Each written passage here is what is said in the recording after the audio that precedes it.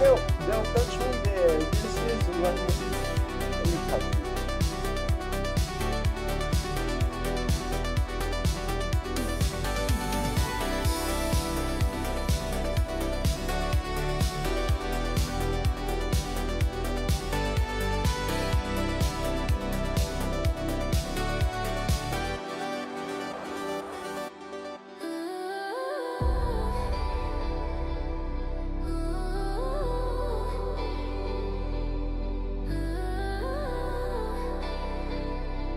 Click here if you want to subscribe.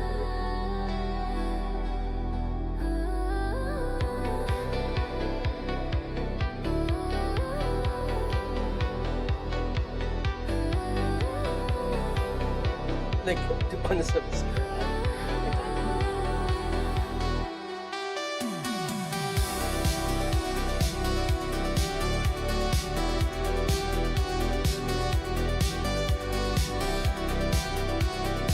Oh.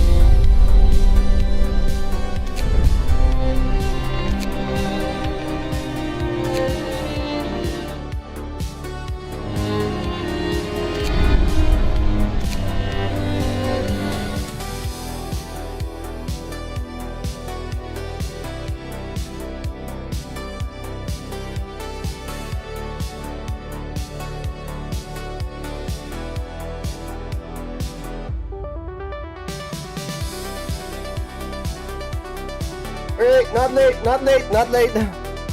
Not late. What are we doing? Hold on, I'm just gonna hit of coffee. I am so sorry, children. It's just that I have like a ton of stuff to get to before we can actually get to this. Oh my god. I'm gonna regret this. I usually have tea, but the problem is, whatchamacallit? You know what, let's just begin, hold on. 3, 2, 1. There we go. Alright, class. Alright, there we go. Mina Yokoso. Alright, class, settle down and let me tell you the story. We have a ton of stuff to get through, and I just realized, you know, we have a crosswind. There we go. Let me turn that thing just, you know, right off. And we should, like, you know, be fine to actually get through. I am so sorry, children. I'm not late. Not late. Not late. I've been here since like 9. Well, I am late. It's like 9 p.m. and then 9 a.m. EST on your report, or you know, GMT 9 p.m. GMT plus 8 on our report. Not late, but the thing is,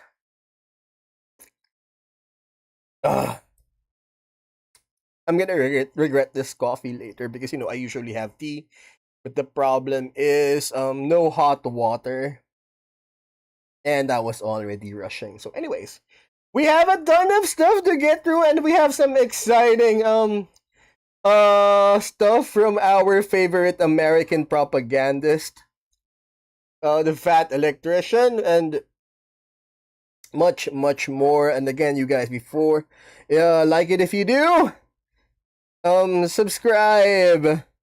Most of those guys, we know we need it. All right, and here we go. There we go. So, World War II Marines versus Convicts, the Battle of Alcatraz. So, here's the thing. Shut up! Quiet. It's like, I'm not really sure if you guys can hear the dogs barking, but that particular dog, I'm not really sure at this point who to report it to, but during the pandemic, it's like, that particular neighbor, that's like, you know, his fourth dog in the span of like 5 years, because during the pandemic he had like 3 dogs, and all of them sort of like dropped dead under suspicious circumstances. Like, they just dropped dead out of nowhere. But anyways, I'm not sure if you could hear it, but you know, anyways, it seems like, you know, he's in trouble again, but you know what, can't do anything about that. But anyways, hold on, here we go. World War II Marines versus Convicts, the Battle of Alcatraz. During my time in service, I've never actually encountered American Marines, but if you're into mil talk or military tech talk, or you know, if you're algo or full of, you know, military people like me, the Marines are like the butt of all jokes, you know, crayon eaters, like ASVAB waivers and that kind of stuff. But here in the Philippines, it's altogether a different culture with regards to our Marines. Like, you know, they don't, you know, act like degenerates. People actually look up to them here. Like, they are supposedly, like, they are actually here, instead of, you know, like in American Marines where they're supposed to act like total degenerates, get into trouble, all that kind of stuff. Here, people actually look up to them. They're actually expected to maintain, the Marines here are actually expected to maintain proper decorum. Although I honestly, to be honest, I honestly have no idea as to if any of the stereotype or if any of the mil talk videos I've seen is true. Because, you know, I've never encountered the American Marines. During my time in, all I encountered were U.S. Navy personnel, particularly Seabees. But now, we've got the World War II Marines versus Convicts, and if the whatchamacallit, if male talk and all of the stereotype is to be believed, they're not that far from each other, because if you guys remember that scene from the Pacific, the Japanese intelligence announced that that Guadalcanal is full of Marines, and Marines are full of convicts and asylum and sex crazed insane asylum members or something like that. But anyways, again, let's see if they prove it to be every inch of the stereotype. World War II Marines versus convicts, the Battle of Alcatraz. All right, let's go. But again, you guys, like it if you do, and subscribe. Here we go. Hold on. I'm so sorry. I'm just recovering. I'm like 80% there, and I've been sick. Now I am missing my back scratcher. There we go. Finally found my back scratcher in the corner.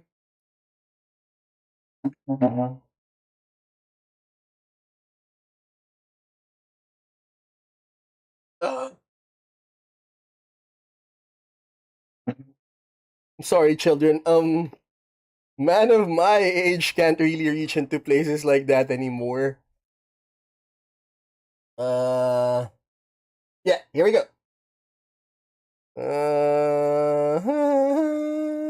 There we go. Yeah. Now it's skewed. Now I'm skewed.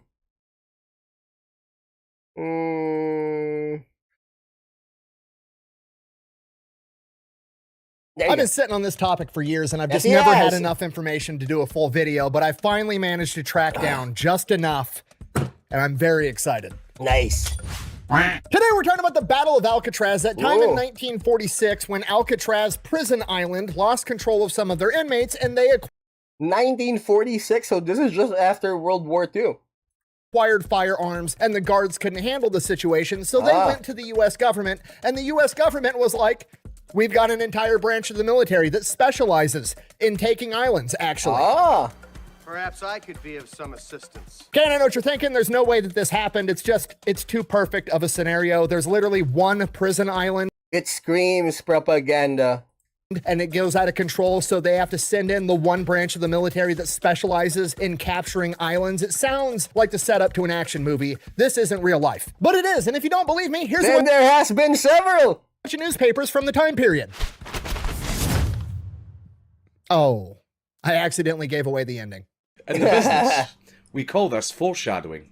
Let's be real, if you watched any of my videos, you already knew that was the only possible outcome. Uncle Sam's only sitting in the Marine Corps when he wants something dead, broken, or pregnant, and that's just how this plays out. But historically speaking, there's dead, broken, or pregnant. All right, sounds about right. More important things at play here, because if it wasn't for the Battle of Alcatraz, the Marine Corps as we know it today might not even exist, and we're going to get to it right after word from our sponsor. This video is brought to you by Supremacy World War III. It is a free-to-play online PvP military-based strategy game. The entire thing's based on a World War III type scenario where you get to pick your country and go to war with the rest of the world. You can forge alliances, or you can just go solo and try to take over the whole thing yourself. They've just introduced a new shadow market, which is basically the black market where you can do a bunch of sketchy, illegal stuff under the table that's going to upset people if they find out. And I'm not exaggerating when I say it's going to upset people. That's literally a function of the game. If you get caught, it can actually cause insurgencies, civil unrest, or damage the morale of your country. Unpopular opinion, they should probably update it so it increases the morale of the American military if they get caught, because their unofficial motto is, if you're not cheating, you're not trying. I mean, it's never a war crime the first time. So if you want to give it a try, you can play with up to 99 other people, and it's available on both PC and... Geneva Convention has to affirm at first that X action or Y or the lack of response from Y means war crime. Mobile, and it's free, so if you want to check it out, I'm gonna have a link and a discount code down below. Let's get back to the video. No. Do we need them? All right, our story begins in May of 1946, World War II. I'm just gonna put this in, alright? Historically speaking, Marines were necessary in the sense, based on the British Navy. Alright! We won the naval battle, but the thing is, someone has to go down there and actually finish the job. Ergo Marines, historically speaking. II has just ended, and with the ending of World War II, it has brought about a huge conversation in politics and the military as how the military should function moving forward into the future, because World War II kind of turned all of the doctrines and warfare upside down on its head. You see, going into World War II, pretty much every country and most of the military strategists and tacticians all believed that the future of warfare was going to be battleships. Huge, massive, tough, heavy armored ships with massive guns that could just roll up to the enemy's coastline and shoot humongous rounds. They were half right because between two superpowers or between two naval powers, or or where there's nations involved and the ocean involved, it's gonna be who has the better aircraft carrier group. So half right. But like for example, now in the war in Ukraine, no one expected drones. Drone warfare is a completely new thing.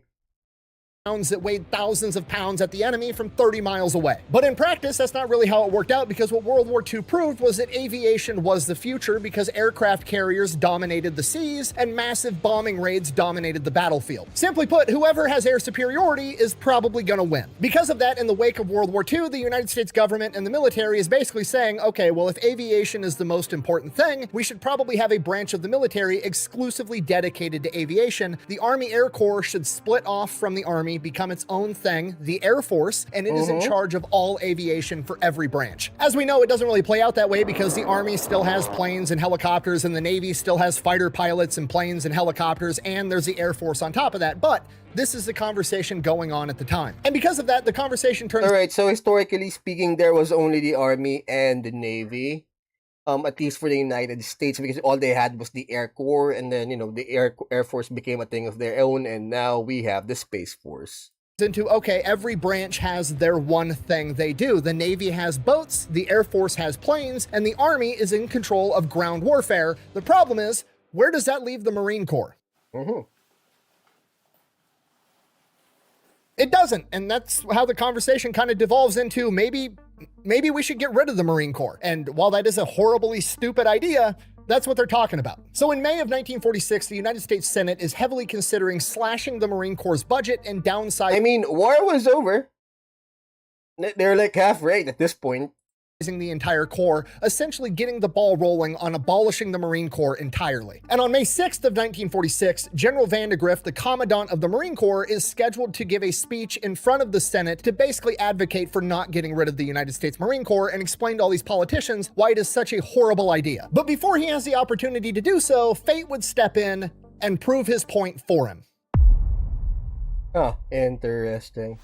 May 2nd, 1946, there was an inmate at Alcatraz by the name of Bernard Coy, who's currently serving 26 years for bank robbery. His psychiatric evaluation describes him as, and I quote, in possession of superior intelligence, is prison-wise, reckless, impulsive, and erratic. Despite that, he has somehow managed to obtain a job as a prison orderly, which basically means that he's given free roam around the cell block, and he delivers mail and other things to the other inmates and just helps the guards do whatever they need to do. Utilizing this freedom of movement, he has conspired with other inmates and hatched a plan to escape. And one of his co-conspirators is a guy that has a job working in the kitchen by the name of Marvin Hubbard, who is serving a 99-year sentence for kidnapping, grand theft auto, and according to his official documentation, has an IQ of 65, which is a very polite way of saying...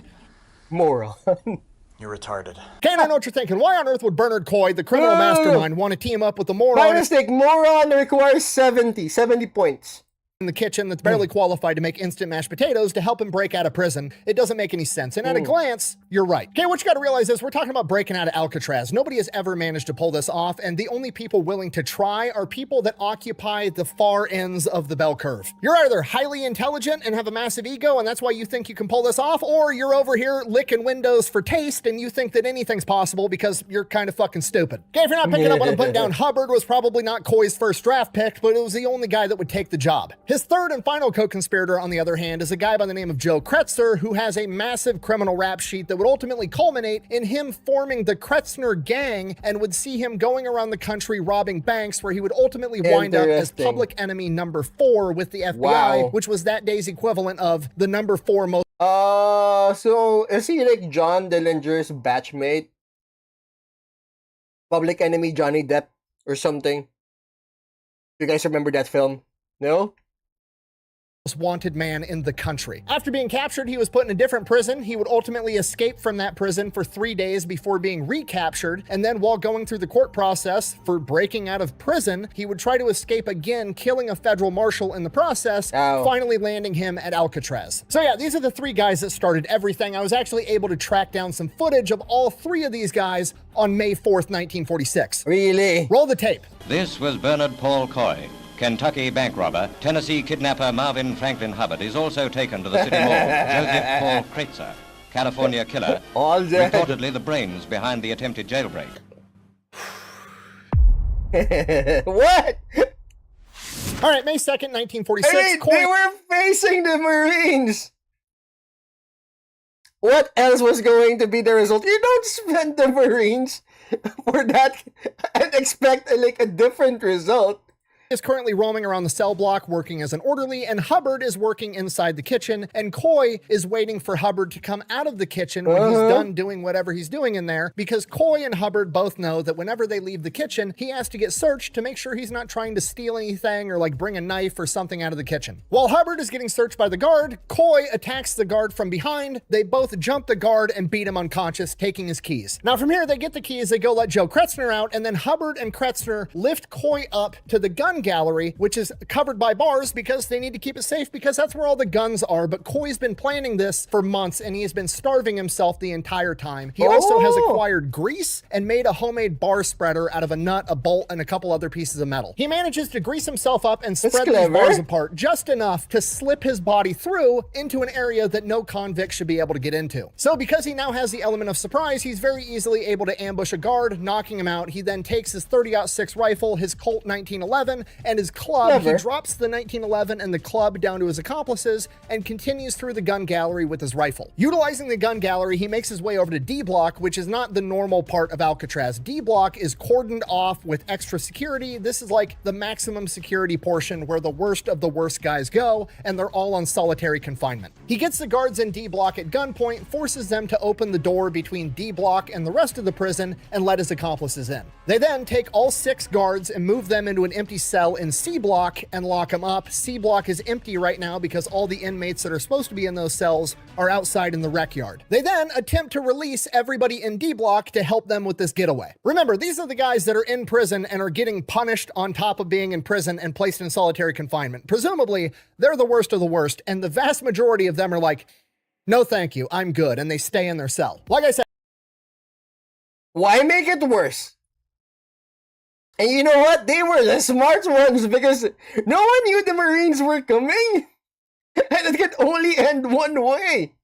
Bell curve. You have to have a delusional amount of self-confidence or be a fucking idiot to think you can pull this off. But apparently at least 3 of the convicts in D Block fall into those categories because 3 people do join them. We've got Mirren Thompson, who has 8 previous successful jail and prison escapes on his rap sheet. Then we've got Clarence Carnes, who has 1 successful escape attempt on his rap sheet. And finally, we have Sam Shockley, who, as far as I can tell, is just a fucking psychopath. Okay, everything is going perfect. It's going according to plan. We've got 6 convicts. We've got 6 guards. We're going to take their uniforms. The convicts are going to put the uniforms on. Then we're going to take the keys, which we already have, use that to open up the door to the rec yard. We're going to take the guards out at gunpoint and force the rest of the guards to let us out. And then we're going to make our way down to the dock where there is a resupply ship for Alcatraz that is there every day at 2 p.m. We're going to commandeer that ship with our hostages, and then we're going to sail it across that 2-mile gap over to San Francisco, and then we're home free. And that's the plan. So they get the guards' uniforms on, then they go over to the door, they figure out which key works, they go through all the keys,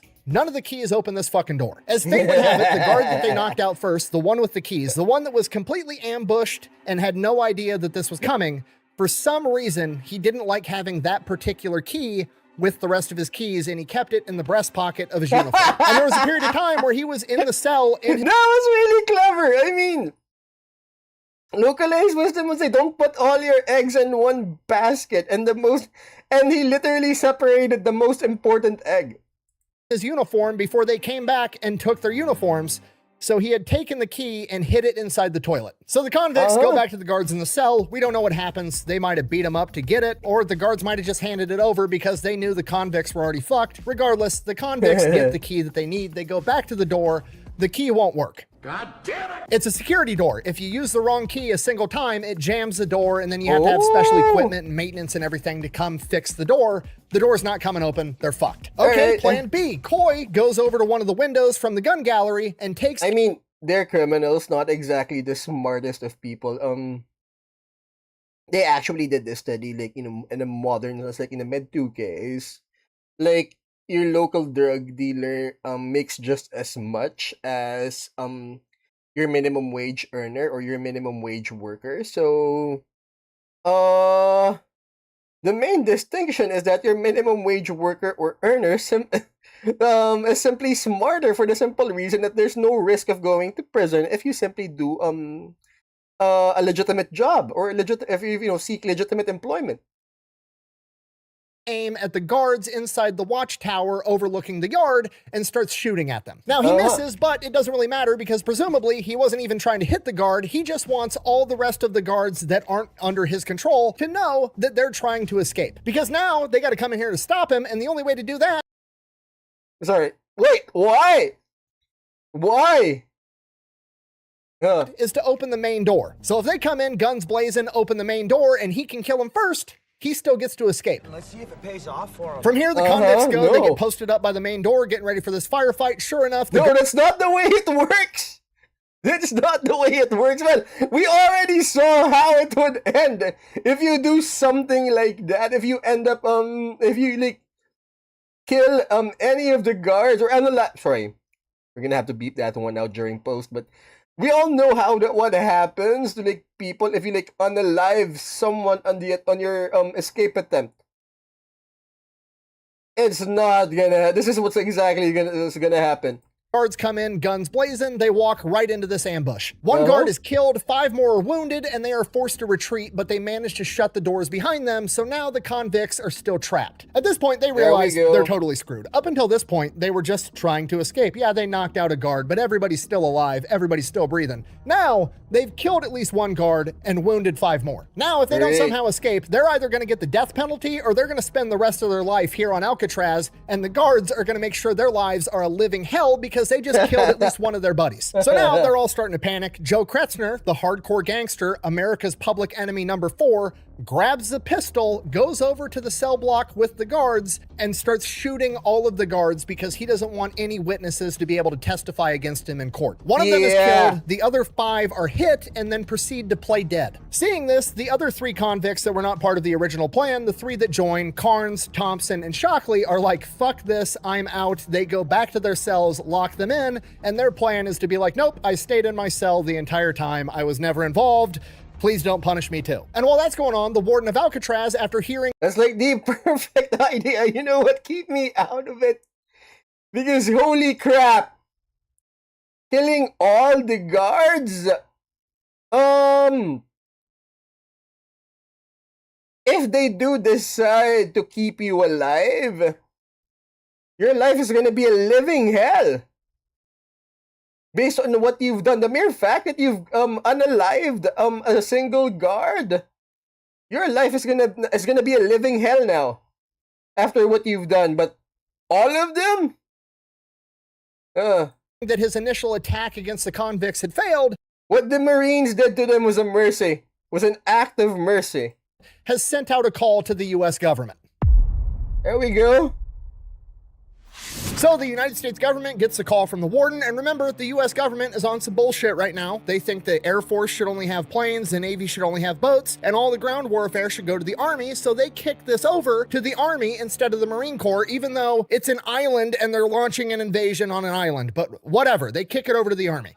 Are you sure this water's sanitary? To me. In their defense, though, if you were going to give it to the Army, they did give it to probably the 2 best guys that you could give this task to, because they gave it to the 2 generals with probably the most guerrilla warfare experience in all of World War II. That being Vinegar Joe Stillwell and his right-hand guy, General Frank Merrill, as in... His name is like Vinegar Joe Stillwell? I like it.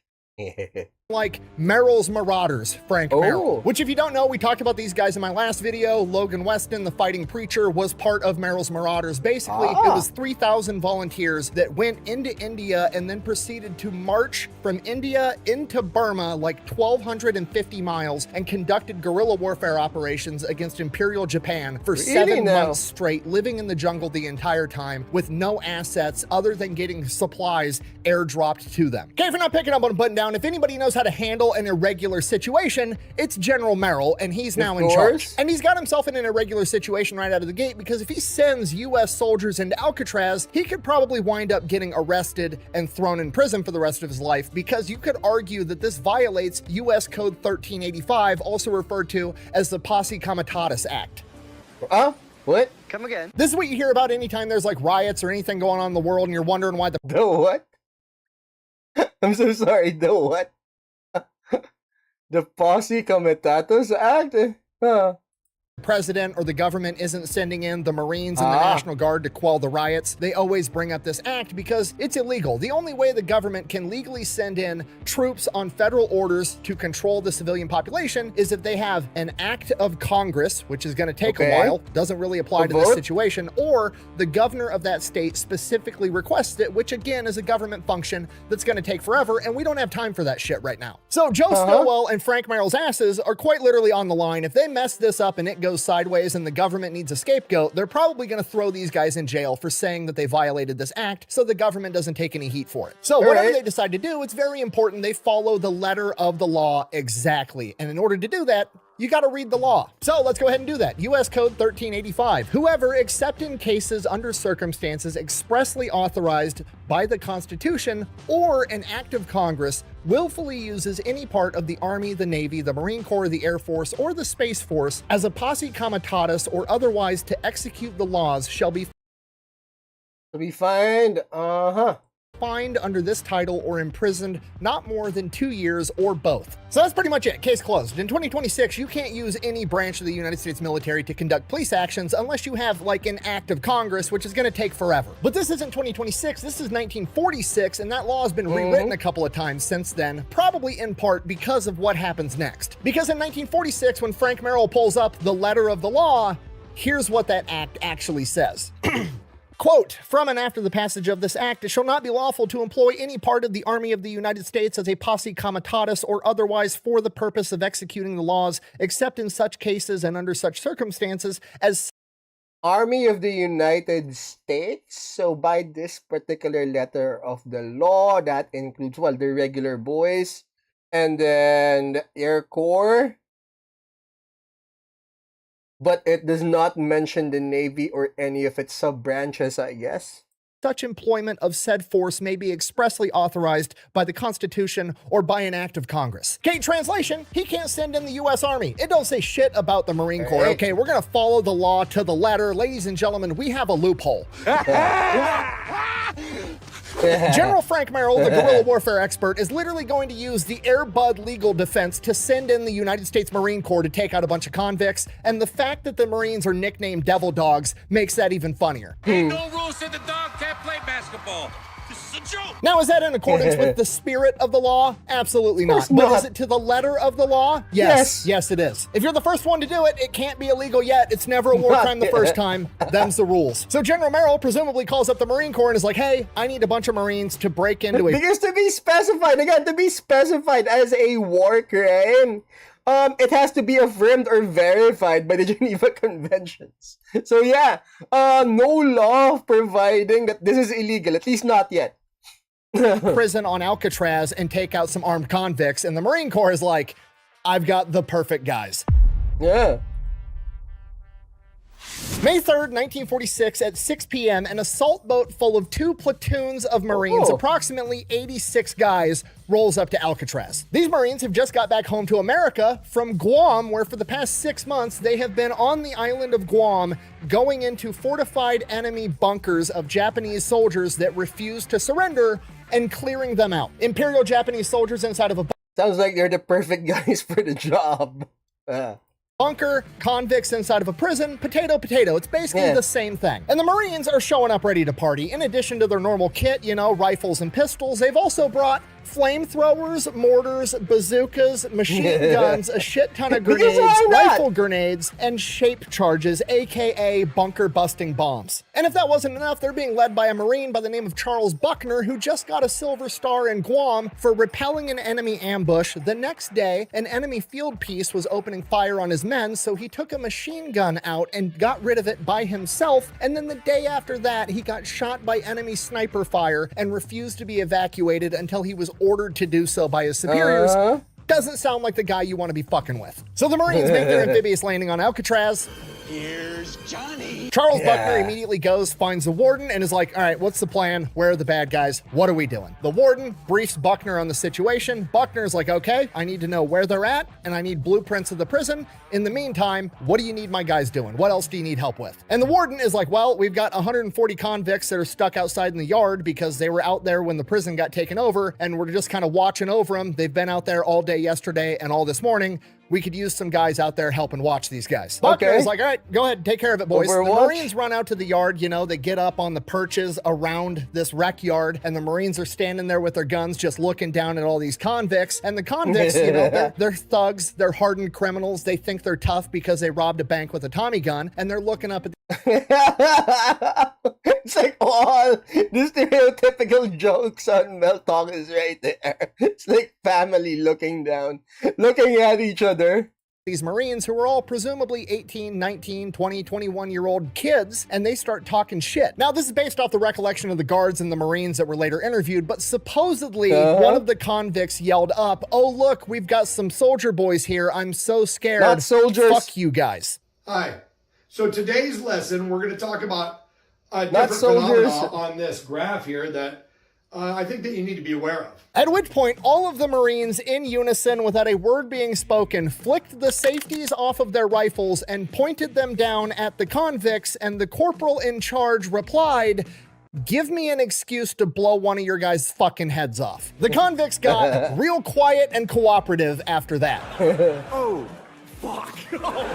Hey, that's way worse. And while all this is going on, Buckner's getting brought up to speed, and the situation is more complicated than he originally thought. This is not simply a smash through the bunker, kill the bad guys type scenario that he's used to. This is a hostage rescue situation because there's guards in there that presumably might still be alive. So we can't just start blowing stuff up. So we got to come up with a plan to get in there, rescue the guards. So that night they kill the power to the prison, so it is pitch black in there. Then with flashlights, guards and Marines storm the East Gun Gallery and they take it. Now the East Gun Gallery only covers the main cell blocks A, B, and C. It does not cover D block. They don't see any armed convicts or a riot going on, so they come to the conclusion that all the perpetrators must be held up in D block. And now with the East Gun Gallery under their control, they have the high ground, they have machine guns, they're going to be able to provide covering fire and superior firing positions if a firefight does break out, so they feel pretty confident sending some guards in there on a rescue mission to search the main cell block looking for the hostages. The guards go in under the cover of the Marines, they manage to find the 5 wounded guards, and they get them evacuated. So that's great, and by the next morning, things have just gotten way simpler for Buckner and the Marines because now there's no hostages in the situation, and they have a rough idea of where the perpetrators are holed up, inside of D block. Now at this point, some of the higher ranking guards are pretty pissed off that the Marines are there at all. It kind of makes them look bad, like, oh, you can't handle the situation, you can't do your job, so they're all in their feelings about it, and they're requesting the warden lets the guards go in there with guns and take out the convicts. The warden, on the other hand, doesn't really care about the guards' feelings. He doesn't want anybody else to get hurt, so he goes to Buckner and is like, okay, maybe if we let them know that the Marines are here or that we have superior firepower, that's going to scare them and we can convince them to surrender. So from here, the Marines go, they capture the West Gun Gallery, they kind of open fire in the cell block, just letting them know, like, hey, we have machine guns, we have Marines, we have superior firepower, you're not getting out of this. And then they come around with a megaphone and are like, you know, hey, you should surrender now. Give up your guns. This shit is over. And Coy responds back, come get us, motherfucker. At this point, the warden just kind of looks over at Buckner and is like, do your thing. Get him! Get him! Yeah! Buckner pulls everybody out of the west gun gallery. The east gun gallery is going to be protected by that wall because it's not in part of D block, and D block is completely cordoned off because it's the isolation unit. From here, remember, Buckner's been studying the blueprints this entire time. He knows where everything is inside of this prison. He has his Marines go up on the roof of D block and drop tear gas grenades down into the ventilation system to pump tear gas into all of D block. Then he has the Marines start setting up bazookas, and they're going to fire bazookas through the windows into D block. At which point, the warden, being an epic party pooper, steps in and is like, that's too much. No bazookas. Okay. And Buckner's like, fine, we won't use bazookas. The warden fucks off. Buckner then immediately turns around to his guys, is like, set up the mortars. But sir, didn't the warden just say no explosions? No, the warden said no bazookas. He didn't say shit about mortars. This entire mission is malicious compliance. Now hurry up and get the mortars set up before he comes back. So D block already presumably full of tear gas and everybody's having a bad time. And then the Marines start shelling D block through the windows. I mean, you have to wonder, like, who's paying for any of this? They're shooting rifle grenades, they're shooting machine guns into the windows, doing anything and everything they can to be as annoying as possible. Most of it is completely ineffective fire. It's going right through the window and hitting a massive concrete wall. It's not doing anything other than just the constant concussion of explosions and noise while the guys are in there breathing tear gas. It just sucks. So why on earth are they doing it if they know it's not going to solve the problem? Well, it's going to persuade the convicts to evacuate D block, and once they probably they know. They're just there. It's not there. They're not there to solve the problem. They're there to get rid of the problem. Solving the problem and getting rid of the problem are two separate and distinct things. Evacuate D block, there's really only one place they could go because they know that they have control of the east gun gallery at this point, and there's only one place to hide that isn't D block and isn't in the main cell block, and it's in one of the utility corridors in C block. So Buckner is betting on the fact that these guys are going to evacuate D block, and they're going to have to run straight to this utility corridor, dodging bullets the entire time. And then once they get into that utility corridor, they're safe. They're effectively inside of a concrete bunker. The only way in is through the door on the main cell block, and that door leads into basically what amounts to a concrete hallway, and they're going to be standing at the end of it with their guns pointed at that door, and anybody that comes through there is going to get shot. They have a very narrow choke point. It's a terrific fighting position. It's exactly what anybody that was smart would do. The convicts are going to turn this into their own little miniature battle of Thermopylae. Funnel them into the mountain. Wait, no, it's not going to work. The plan works like a charm. Eventually, the convicts decide they got to get the fuck out of D block. They immediately run to the nearest cell block C, and go straight into the utility corridor, the only place that's safe. Presumably, the guys in the east gun gallery see them run into that utility corridor and notify Buckner. So the plan worked, which raises a question. Why on earth is this the plan? Why would you intentionally force your enemy into the most fortified, defendable position possible before you go and try to take them out? Because now, presumably, the only way to go in there and kill these guys is to walk right into the narrow choke point that they're pointing guns at, and some of your guys are going to wind up getting killed. Which is why Buckner has an alternative plan. You got to remember, this guy just got back from Guam, and his entire job was killing Japanese soldiers inside of bunkers, okay? If you're not picking up what I'm putting down, this guy has had time to develop and refine some very creative ways to kill. I mean, skills to pay the bills, baby. The enemy. Once Buckner gets word that his plan worked and they're in the utility. Wait, you guys sort of noticed he's losing weight? Good for him. So what happens if he, like, loses weight? Does he, like, change the channel's name to Skinny Electrician? Corridor. He orders his guys to quit the mortar fire, but keep some suppressing fire from the machine guns going into D block, just so they don't double back. He then grabs a bunch of Marines, tells them to grab all the grenades and rifle grenades that we have, and heads up to the roof. Wait. What I said was, give me all the bacon and eggs you have. Now, as you can see from the map, the C block utility corridor pretty much runs the length of C block, which is basically the length of the prison. So once they get up on the roof, they measure out where this utility corridor is approximately at, and then they proceed to beat, drill, and chisel 5 holes running the length of this C-block utility corridor. They then proceed to grab rifle grenades, put them on their rifles, shove their rifles into the hole, and fire the grenades. And then they keep doing that, firing at all different angles, making sure they cover every square inch of this utility corridor. And they do this until they run out of rifle grenades. Now, are the convicts dead at this point? Almost certainly. Are the Marines going to stop? Absolutely not. Now, why would they do that? Well, if I had to bet, I would say the official excuse is going to be, we wanted to make sure we were thorough. We wanted to make sure we got the job done. In reality, I've been around grunts long enough to know exactly what went through their head, and that thought was, I'm not about to carry 500 frag grenades back down from the roof. We're using these bitches, so I don't have to carry them back and turn them back in at base. From here, the Marines proceed to... It does make sense. Why bother hauling it back? Lower frag grenades down the holes on wires with strings connected to the pins, and once they lower it down far enough, they yank the string, pull the pin, so it's an air burst, and you get a full 360 explosion instead of it just detonating on the ground. Which is hilarious, because like I already said, the convicts are probably already dead, but if they're not, they're just looking up at these holes with grenades getting lowered right on top of them like...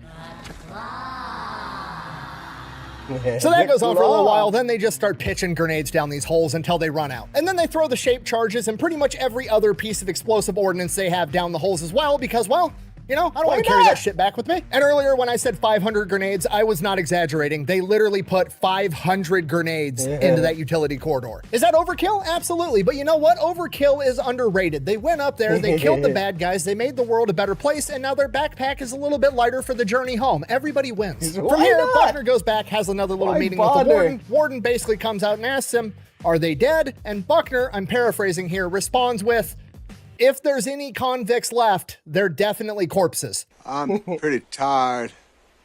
Think I'll go home now. And then Buckner grabs all his stuff, grabs his Marines, they board the assault boat, and they leave. Then the guards grab their guns, they go into the main cell block, and the entire prison is flooded. There is water and sewage everywhere. Gotta remember, the Marines just blew up the utility corridor. That's where all the water pipes and all the sewage pipes and all the electrical and all the important infrastructure stuff for the prison is located. So presumably, that's all junk now. There's both literal and metaphorical shit everywhere. They make their way to the utility corridor. They don't really know what happened, so they open the door and they Russian is gonna pay for it. Just open fire into this corridor for a little while. Then they wait. There's no return fire. Okay, these guys must be dead. They find what's left of the 3 remaining convicts, and that is the end of the Battle of Alcatraz. Now what? Obviously, there's a lot of interviews and interrogations that went on afterwards, trying to figure out everything that happened. And during those interviews and interrogations, the other 3 men that did participate to some degree in this riot were found out, and 2 of them, Thompson and Shockley, both received the death penalty. Clarence Carnes, on the other hand, managed to avoid the death penalty because some of the guards that were shot inside that cell did testify that Clarence Carnes tried to prevent Kretzner from shooting them, so he managed to avoid the death penalty because of that. He did, however, spend the rest of his life in prison until he passed away in 1988 from AIDS. How you get AIDS while you're in prison, I have no idea. I may not have a brain, gentlemen, but I have an idea. Other interesting trivia fact is that the most famous Alcatraz escape was in 1962. This is the one that the movie Escape from Alcatraz is based on. And both in real life and in the movie, the convicts managed to escape their cells by digging through weakened concrete, and it is believed that that concrete was weakened because of all of the water damage caused by the Marines and their grenades. Did I do that? Now, where does this leave the Marine Corps as far as are they going to get disbanded or defunded? Well, the Battle of Alcatraz lasted from May 2nd to May 4th of 1946. And like I already said at the beginning of the video, General Vandegrift, the Commandant of the Marine Corps at the time, is already set to testify in front of the Senate in 2 days on May 6th. And on May 6th, when he steps into that Senate hearing, Marines take over Alcatraz from armed convicts is on the front page of every newspaper in America. He has all the positive PR he could ever ask for. And with that, the United States Marine Corps solidifies and reaffirms its place and its belonging in the United States military, and that is a story of the Battle of Alcatraz when they called in the Marines to take care of a prison riot. Thank you for watching. Best way to support the channel is go buy some merch, maybe drink some Echelon. Links to both of those over at thefatelectrician.com. Quack bang out. You heard the man, you guys. Like it if you do, and subscribe. All right, what else do we have? Unpopular opinion, this story deserves a movie way more than the 1962 Escape does. All right, let's see what's next. What is next? Oh. Like, what do we have? Hi gang, Commissar Yarrick, old Baelai, the savior of Armageddon, is one of the most famed Imperial heroes in the galaxy, returning to defend... Hold up. Okay, so here's the thing. Armageddon, the Armageddon... Okay.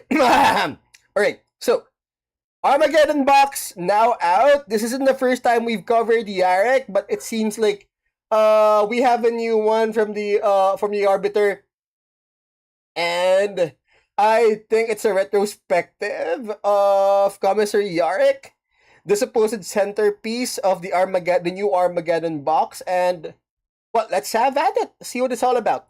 Hi gang, Commissar Yarrick, old Baelai, the savior of Armageddon, is one of the most famed Imperial heroes in the galaxy, returning to defend the world of Armageddon again and again. But he lived an entire life before that point, with a career that was, well, anything but glorious. And it was only at the very end of that career that he became the appropriately flawed symbol of the Imperium he is today. Okay.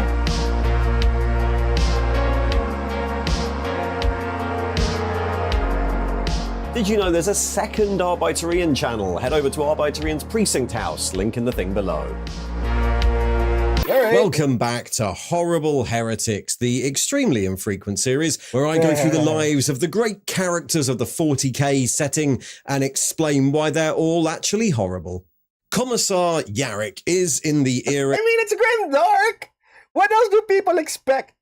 Indomitus of 40k, something of a living legend. The hero of Armageddon, the nemesis of the Orc warlord Ghazghkull Magaruk Thraka, has been called on to defend the world of Armageddon again and again. But few would have predicted that for much of his life. Already an old man when he rose to fame, Yarrick was just a common commissar attached to the Steel Legion, albeit a commissar with something of a controversial reputation. A reputation that had frequently held his career back. It was only the strange events of Armageddon that had seen someone like him rise to high command. The boy who would become the great hero of the Imperium, Commissar Yarrick, was actually born Sebastian Varen on the world of Taos 3, raised by his grandfather, an Imperial guard. Alright, so... you know what? It's a so we already know most of this, so we are basically looking into Yarrick's history of how he became Commissar Yarrick. Veteran, Yarrick was eventually forced to go into hiding at age... Full disclosure, I was never really into fanatics like him, or, you know, gung-ho types like him, but then again, he is Commissar Yarrick. 7, when the world was unexpectedly invaded by orcs and his remaining family were killed. He hid out in the wilderness of the planet for 3 years, making use of the survival skills taught by his grandfather and setting traps for smaller greenskins until the planet was eventually relieved by Imperial reinforcements. When the reinforcing soldiers found the now 10-year-old boy, he'd already taken on the name of his grandfather, Yarrick, and as the child or grandchild of an Imperial servant, he was processed into the Scholar Progenium, dedicated for a life of Imperial service. The Scholar system provides recruits for all branches of the Adeptus Terra, from the Sisters of the Sororitas to Scribes of the Administratum, but while his zeal and fervour were noted very early, his original streaming was to the Militarum Tempestus as a stormtrooper, where he served alongside his old school comrade, Dominic Siroff. After numerous successful missions, both were eventually singled out for commissariat training, entering the Cadet Corps and then eventually graduating to junior commissars, where they were assigned to the 77th Mortesian Regiment under the tutelage of the veteran Lord Commissar Simeon Rasp. As well as being a veteran frontline commissar, Rasp was a shrewd political leader, and he tried to instill in his two charges, both of whom were well acquainted by this point with frontline combat, the importance of the commissar's role as a political officer. This would first be tested on the world of Mistral, where the three commissars became embroiled in a power struggle between renegade noble houses, the planetary government, and the local ecclesiarchy, who were using punitive tithes to try and force the planet into their sole control. Eventually, it was revealed that the planetary government had turned to the worship of chaos, the meddling by the ecclesiarchy exacerbating the problem, and full-scale war eventually erupted between the local planetary forces and the Mortesian regiments, with Yarrick taking the lead many times and often outshining Siroth in the process. He learned quickly that sometimes the role of a commissar was just to be a symbol, the first into the breach, the first to run into enemy fire, that carefully placed heroics by someone who's already been designated a symbol of the Imperium could turn the tide of battle, and also that winning the fight against an enemy as insidious as chaos required a curious mix of unconventional tactics and remaining staunchly ignorant of the details. He trusted to the blindness of faith and ignorance when clearing chaos-held sites. He could also be surprisingly compassionate when dealing with his own men, controversially delaying the imprisonment of a trooper who'd started to show signs of psychic powers when it repeatedly helped the regiment in battle. Yarrick proved himself a capable commissar in that early campaign, but surprisingly, for someone so associated with fighting orcs, many of his early missions continued to be against the insidious forces of chaos. He was seconded to the 252nd Regiment, 6th Company of the Armageddon Steel Legion, originally serving under the charismatic Captain Marsek until a disaster. A lot of people are complaining with regards to the Steel Legion, like, you know, what happened to them? How come only Krieg was featured in the trailer? So hopefully we'd see them in the future. Anyways. On the moon of Ionis. While purging renegade cultists, the regiment came under assault by a far heavier Chaos Space Marine detachment and was split up, with half his regiment stranded and pinned down in some strange alien pyramids under the surface. The popular Marsek initially refused to retreat, seeking to maintain his reputation as a good commander, one beloved by his men. He was unwilling to just abandon half his forces, even in the face of almost certain death. Yarrick, though, was forced to disagree. Judging that this strategy would mean the destruction of the entire regiment, Yarrick executed Marsek and assumed command himself, consigning the lost company to their deaths and escaping into orbit with his troops, where he and the senior sergeant, Artura Brenken, put down a brief rebellion on their ship before escaping the system. He emerged from those experiences a darker figure, the harsh reality of executing not only a popular and competent officer, but then assuming his command and abandoning half his force seems to have purged much of the youthful optimism that remained after Mistral. And that cynicism was only reinforced by his I mean, we all have to grow up sometime, and I guess it was his turn. He was building his career. Up until then.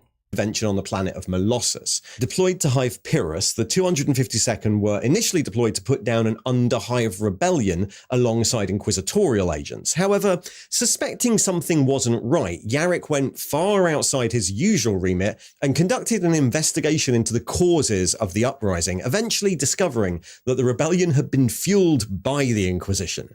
The Inquisitors on the planet were radicals and had deliberately infected the population of the Hive with the chaotic plague of unbelief. Their plan had been to use the Hive as an experiment and consign all those people to their deaths in the hope of finding a cure that might benefit the wider Imperium. Despite being massively outranked by the Holy Ordos, Yarrick and his regiment turned on the inquisitorial forces, killing the lead Inquisitors and ruining the experiment by destroying the Now that is something. I don't remember him killing any Inquisitors.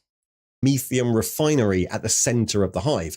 The resulting firestorm annihilated the lower levels of the Hive, killed hundreds of thousands of Imperial citizens, and eventually led to the complete collapse of the Hive's industry. But Yarrick considered that a preferable outcome. In his judgment, what the Inquisition were doing was just wrong, so had to be stopped regardless of the potential benefits. And had the plague of unbelief been allowed to spread across the planet, it would have been subjected to exterminatus eventually. So the loss of the Hive and all those people at his hands was just the price one had to pay. He then continued this small side career in detective work after a successful campaign against the Tau on the world of Abydos. When the planetary governor was assassinated by what seemed to be a Tau sympathizer during the victory parade, Yarrick correctly identified that the sympathizer... I mean, they have human legions of their own. I wouldn't be surprised if they had sympathizers. Scribe was in fact a scapegoat. He managed to reveal the true assassin, a compromised Adeptus Arbites officer who had Tau sympathies, and apprehend her, but he still let the scapegoat be executed for the crime anyway, judging that executing the lowly scribe would be less damaging to the morale of the newly compliant world than revealing corruption in the Adeptus Arbites. The Yarrick that emerged from this initial secondment with the Steel Legion was a very different person to the one who'd entered. Although politically aware enough to operate within high-level Imperial society, he'd become deeply distrustful of any of the Imperium's clandestine branches, and despite knowing the dangers of populism and cults of personality, he was frequently happy to make a symbol, and potentially a martyr, of himself, assuming command way above his station or moving in direct opposition to other Imperial agencies if he thought it was necessary. And while those decisions might have been based on his... I mean, at that particular point, we can't blame the man for having ambition after taking down some Inquisitors. Own iron-hard moral certainty, he was also more than capable of running misinformation campaigns, utilising propaganda, and bending all the rules of the Commissariat if he personally considered it necessary. Which, of course, made him a lot of enemies.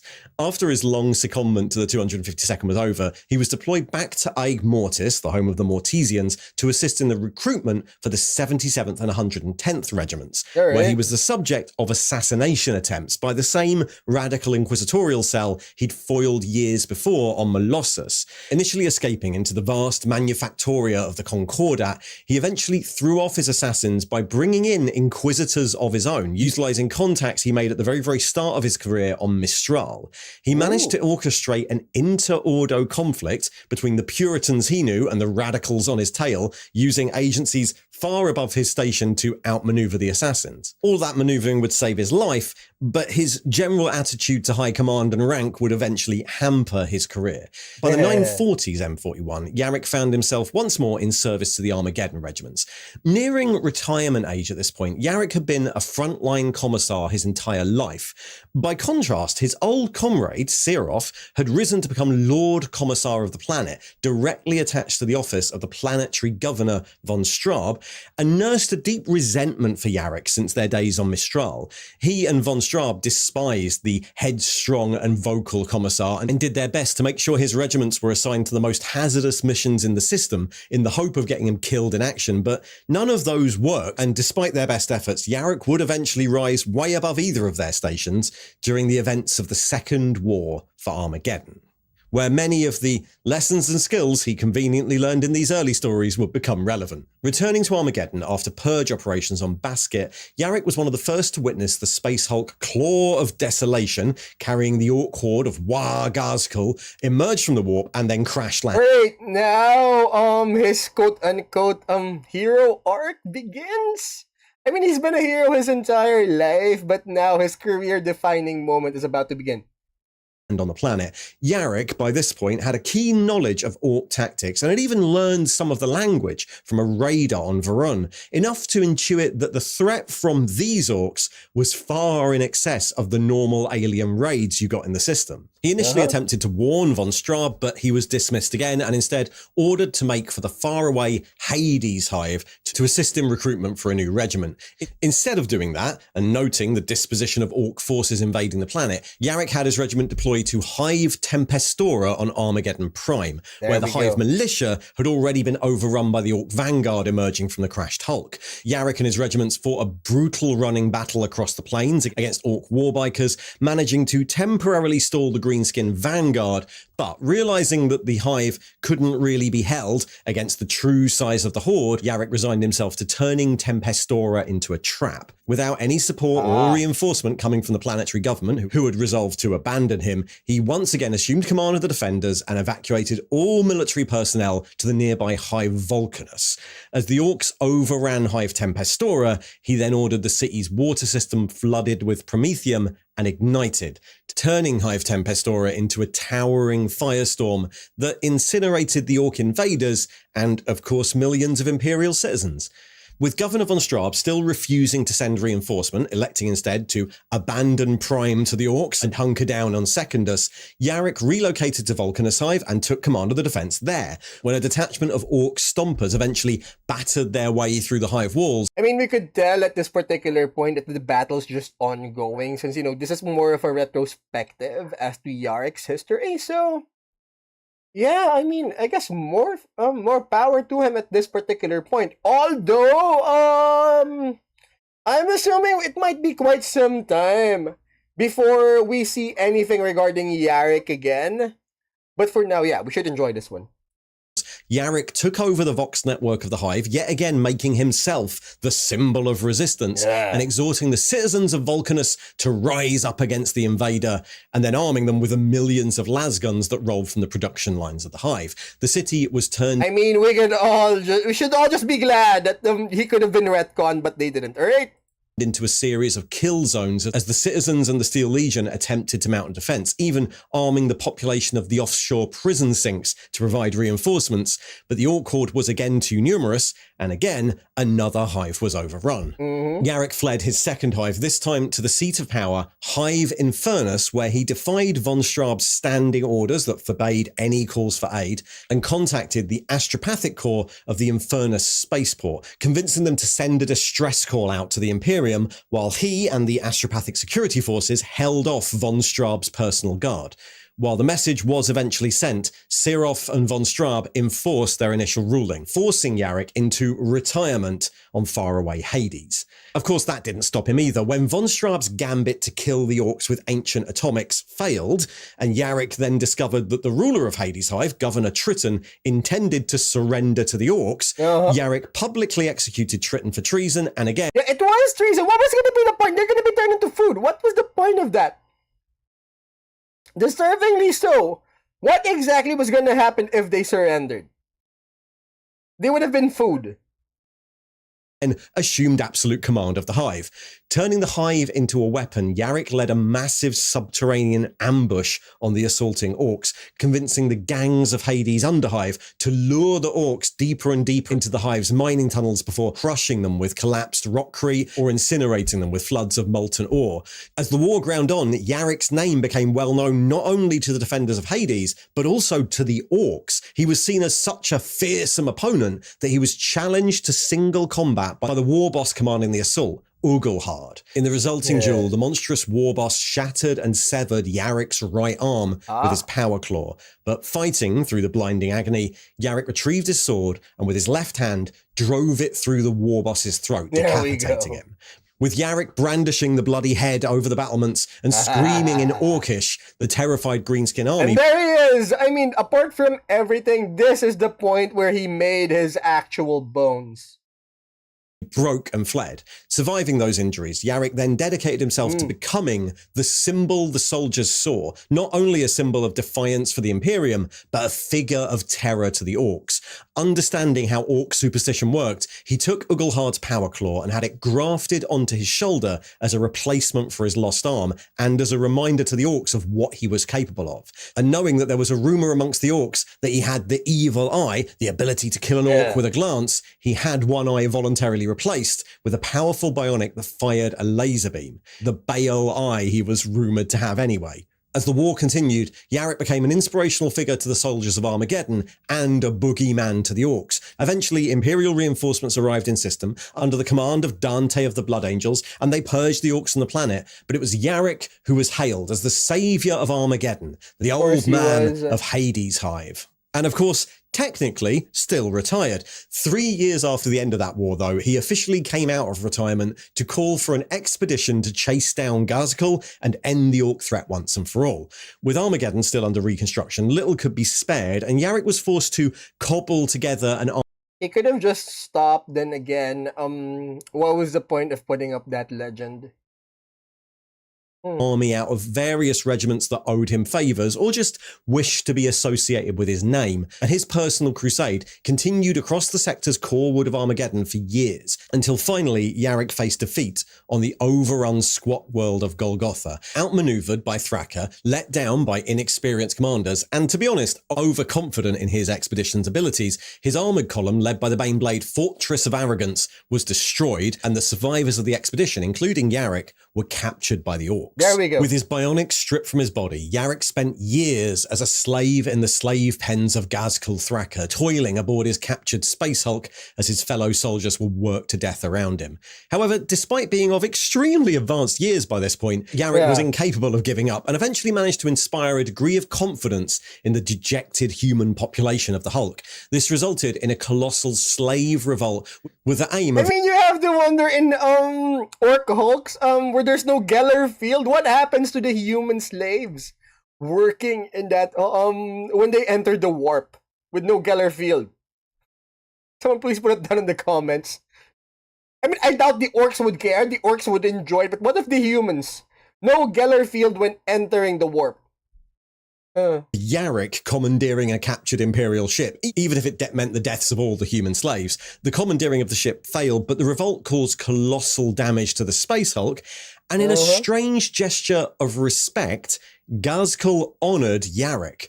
When Yarrick awoke from the aftermath of his revolt, almost all of his comrades lying dead, he found that his bale eye and arm had been reattached, and he was given the Orc equivalent of a guard of honour, marched through throngs of cheering Orc boys as he was led to the Space Hulk's docking gantries. Ghazghkull himself, apparently having been observing Yarrick the whole time, stood aside and allowed him to leave aboard a captured Imperial shuttle. The Orc warlord was planning to return to Armageddon and thought it would be more fun if Yarrick was there to fight him again. Did return to Armageddon in the shuttle, but he didn't patiently wait for the invasion. While Ghazghkull prepared, Yarrick and an Adeptus Mechanicus fleet returned to the Golgotha system, and in the Second Battle of Golgotha, they recaptured the planet using the Titanic war machine Ordinatus Golgotha. During that, the 18th Cadian Army Group, known as the Gunheads, conducted a mission to recover the broken Fortress of Arrogance from the world, thought to be important for Imperial morale, and the Baneblade was reconsecrated by the Mechanicus on the journey back to Armageddon. He arrived back at Armageddon just 2 weeks before the next invasion began and was immediately offered overall command of all military forces on the planet by a grateful population, a position he would retain throughout the entire of the colossal Third War for Armageddon. This time, Ghazghkull assaulted the planet with a wave of captured asteroids, rocks, and surprise teleporter strikes that attacked almost everywhere on the planet at once, and Yarrick, alongside the Black Templars and the Space Wolves, conducted a masterful and often merciless defense, willing to abandon hives that were no use to the defenders. While the bulk of the frontline command was handled by the Space Wolves and other Astartes forces under Logan Grimnar, Yarrick extensively toured the hives, rallying the defenders and making speeches about the inherent superiority of the Imperium, as well as making sure that none of his subordinates underestimated Ghazghkull. This wasn't without danger. At one point, his convoy was destroyed by Orc bombers outside Hive Tartarus, and he had to defend his position in the ruined hull of his tank against Orc raiders until rescued by a squad of Black Dragon Space Marines. Eventually, the Third War would grind on into a stalemate, Ghazghkull quitting the planet in order to start his great war across the galaxy, and once again, Yarrick headed off in pursuit, initially alongside the Black Templars under High... Again, he should have stopped, but nah, again, what else is he gonna do? Marshal Helbrecht. The Joint Fleet purged many of the outlying systems of Orcs affiliated to Ghazghkull, but eventually the Black Templars moved on to other campaigns, leaving Yarrick with a depleted force and the mysterious Ferus Horrifica, an ancient Astra telepathy device given as a symbol of the Templars' respect for the aged Commissar. It was with that reduced force, aided by one lone ship of the Space Wolves, that Yarrick eventually tracked down Ghazghkull, spending the lives of his followers to run the blockade and launch a strike on Thraka's command post on the planet of Icaria, a planet that had been used as a testbed for experimental teleporter technology and was in danger of ripping itself apart. On the surface, Commissar Yarrick finally fought Ghazghkull Thraka directly, but though he had well over a century of experience and a keen understanding of his enemy, the Orc war boss was far, far stronger, and he cast down Yarrick, his head snapping on the rocky surface with a crunch. The remains of the strike force retreated as best they could, the survivors carrying the grim news to the rest of the Imperium. Commissar Yarrick, the old man of Armageddon, was dead, and such was his fame that was said the bell of lost souls was tolled in his honor. But in fact, his body had been recovered. Rebuilt by the wolf priests of the Space Wolves, Yarrick survived as something of a revenant. As befit his life's work, the Space Wolves saw him not just as a man, but as a symbol, an important... Wait, I don't remember this part. So yeah, he spent his time as a revenant then. All right, got it. Important rallying point for the Imperium, and using arcane knowledge, they painstakingly reconstructed him. Yarrick would return to Armageddon again to combat Ghazghkul's third invasion of the planet in the era Indomitus, reliant not only on a cybernetic exoskeleton, but also on a cocktail of medical augments and constant infusions to keep his body. All right, so new and improved Yarrick then. Body functioning. In that form, he was able to relieve the besieged Hive Vulcanus again, and in command of the rebuilt Fortress of Arrogance, lead a convoy to Hive Deathmire, where he once again commanded the defense of the planet until reinforcements from a score of Space Marine chapters were able to relieve the defenders. By the current era, Sebastian Yarrick is a strange being. His life story is one of forging his own stubborn path, of being not only a shrewd political and psychological operator, but also functionally unbreakable, with an iron will and self-belief that's seen him persist through disaster and disaster, through capture, injury, and even near death.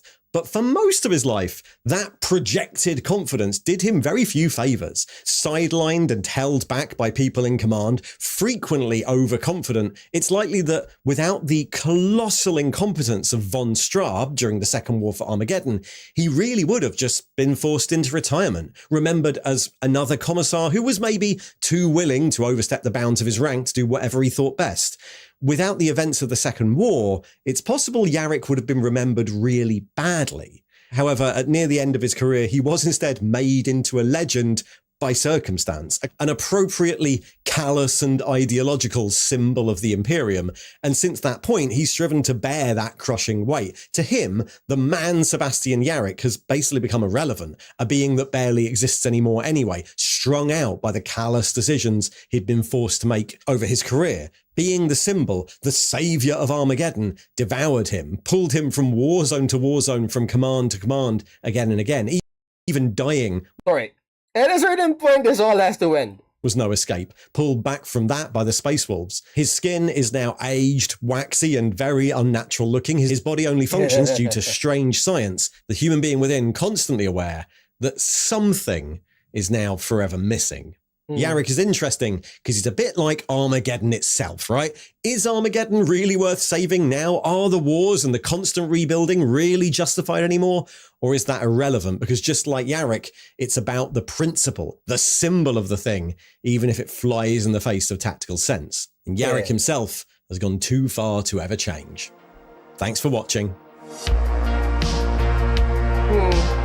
And if you'd like to follow this series, well, like and subscribe and you'll probably get notifications. And check below for details of the Patreon, the YouTube membership scheme, the merch store, and of course, the second... I mean, we all need a retrospective every now and then. ...channel. See ya!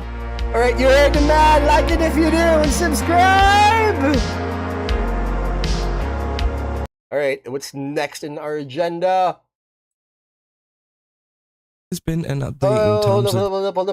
Hold up. Alright.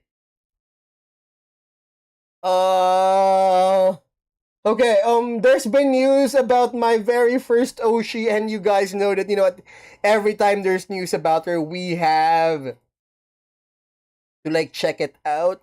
And, yeah, I wonder if she's ever coming back. Filian, ladies and gentlemen. Phase 2 ends as haters try to destroy it. I hope she comes back. Anyways, guys, like it if you do. Subscribe! Okay, so it seems like there's been an update in terms of the next phase of Filian's hiatus, or whatever you want to call it, right? And well, this has been a very interesting one, because if you don't know, we've been looking at The Wall, which is a website set up as like a kind of phase thing, where, yeah, it seems like it's all going to count down to Filian coming back. And The Wall is essentially a place like r/place over on Reddit, where you can kind of contribute your own images and kind of draw things and whatnot. Okay. So again, of course, this was then announced that it was going to be appearing at Shibuya Crossing in Japan, and there was also another advert which we found, which Filian was actually... There's a wall showing up at Shibuya Crossing in Japan. Been there. Wait, does this mean that one of her new things is collabing with Japanese VTubing companies, you know, Hololive and the others? This could be a good thing. Heard, I guess, on it. But it seems like the wall has come to an end now with this you know, post that has come up saying thank you for playing BRB, and this comes from the wall Twitter account here saying, by the way, have no fear, we baited the griefers. The wall actually closed 5 to 6 minutes before we said it would. Rest assured, your artwork is safe. The mess that appeared in the last few minutes is meaningless. So apparently some people tried to grief it right at the very end to kind of ruin essentially a lot of the work that people have been kind of doing. But as they said, they actually baited them and closed it 5 to 6 minutes beforehand. So all of the artwork that was on there that was left ungriefed is actually on there, and all of the kind of griefers ended up just getting baited, which I think is great, right? Because of course, I don't know if that comes from people that just hate Filian, or it just comes from people just being a little bit childish, I guess. But as we know, as I said, this is supposed to go up in Shibuya Crossing. Of course, you know, some people, I guess, wanted to get in there and try and ruin it, because again, if they don't have a good piece of artwork to put up there, well, it's just not going to look very good, is it? So yeah, of course, they managed to bait them, so that's all fine. So if you did see that, then that's you know, not a problem. And they're saying we are deploying some changes to keep the wall's final form viewable in the next 24 hours before getting everything ready for the billboard. You will still be able to chat and hang out there. The wall will reopen soon after. Thank you to everyone who's worked so hard for phase 1 and 2. You made it a fun and special experience for everyone, including us. The phase 1 top 10 leaderboard holders will be reached out to this week with their awards being mailed to them. Lots of big things coming. So yeah, that's essentially you know, what they're saying. Now again, we weren't so sure on whether this was going to be an instant thing, whether you know, the wall was instantly going to be coming up on Shibuya Crossing. That is not the case. It is just it's going to be like a little bit until we see it actually you know, kind of appear on a billboard there. Now again, I don't know how long this is going to be, whether it's going to be a couple days, couple weeks, couple months, I don't know. I'm assuming a couple weeks, I guess, but of course I have zero clue. And yeah, the website is like that now. I guess that's the point. Zero clue to what I mean, to everything she's doing. Now if you go to it, it says time is up, the wall. I'm pretty sure if some of her super fans actually scars this wall, they'd find clues as to where she'd end up next. Wall is closed. Whatever you've drawn until this point will be put on a billboard at Shibuya Crossing. The wall will reopen in a few days. Sit tight, we're just exporting some data on the billboard. If you click dismiss, you can actually go through and look at everything that has been included on the billboard. So this is the final version of the billboard, right? So again, it's gonna look pretty crazy. Obviously a lot of Neurosama, a lot of Filian, you can see Pippa there. So again, very, very cool. Obviously pregnant Filian down there, of course. we won't stay around that one for too long. But again, so many different cool designs and whatnot. So again, it does look very, very nice. And I think that, yeah, this is going to be the final thing that we will see you know, being displayed on a billboard in Japan. Now, again, I don't know how long this is going to be up there for, whether it's going to be literally like 10 seconds like the Filian advert was, or whether it's going to be up there for longer.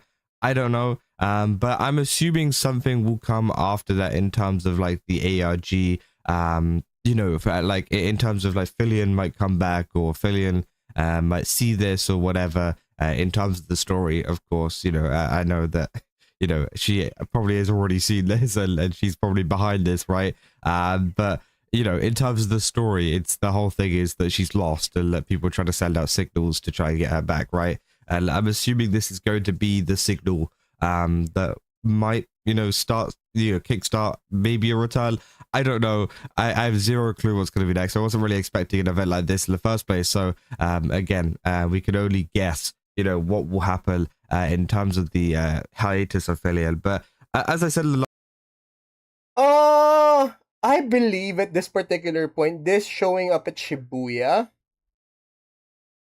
could mean big things, like she's expanding and everything, because at this particular point in time, she's only been through the American audience, but I think we are going to see a reverse expansion in a sense, because we've always seen Japanese VTubing companies come into the US, but it's almost always never in reverse. Based on what we're seeing right now, we might see something in reverse of an American VTubing company or an American VTuber trying to infiltrate the Japanese VTubing space. It could be something. But if you guys remember at Advent, one of the requirements for HoloLive for the HoloLive auditions is that you must be able to speak Nihongo Japanese in order to basically audition for HoloLive. And well, obviously Filian can't speak Japanese, or at least as far as I know.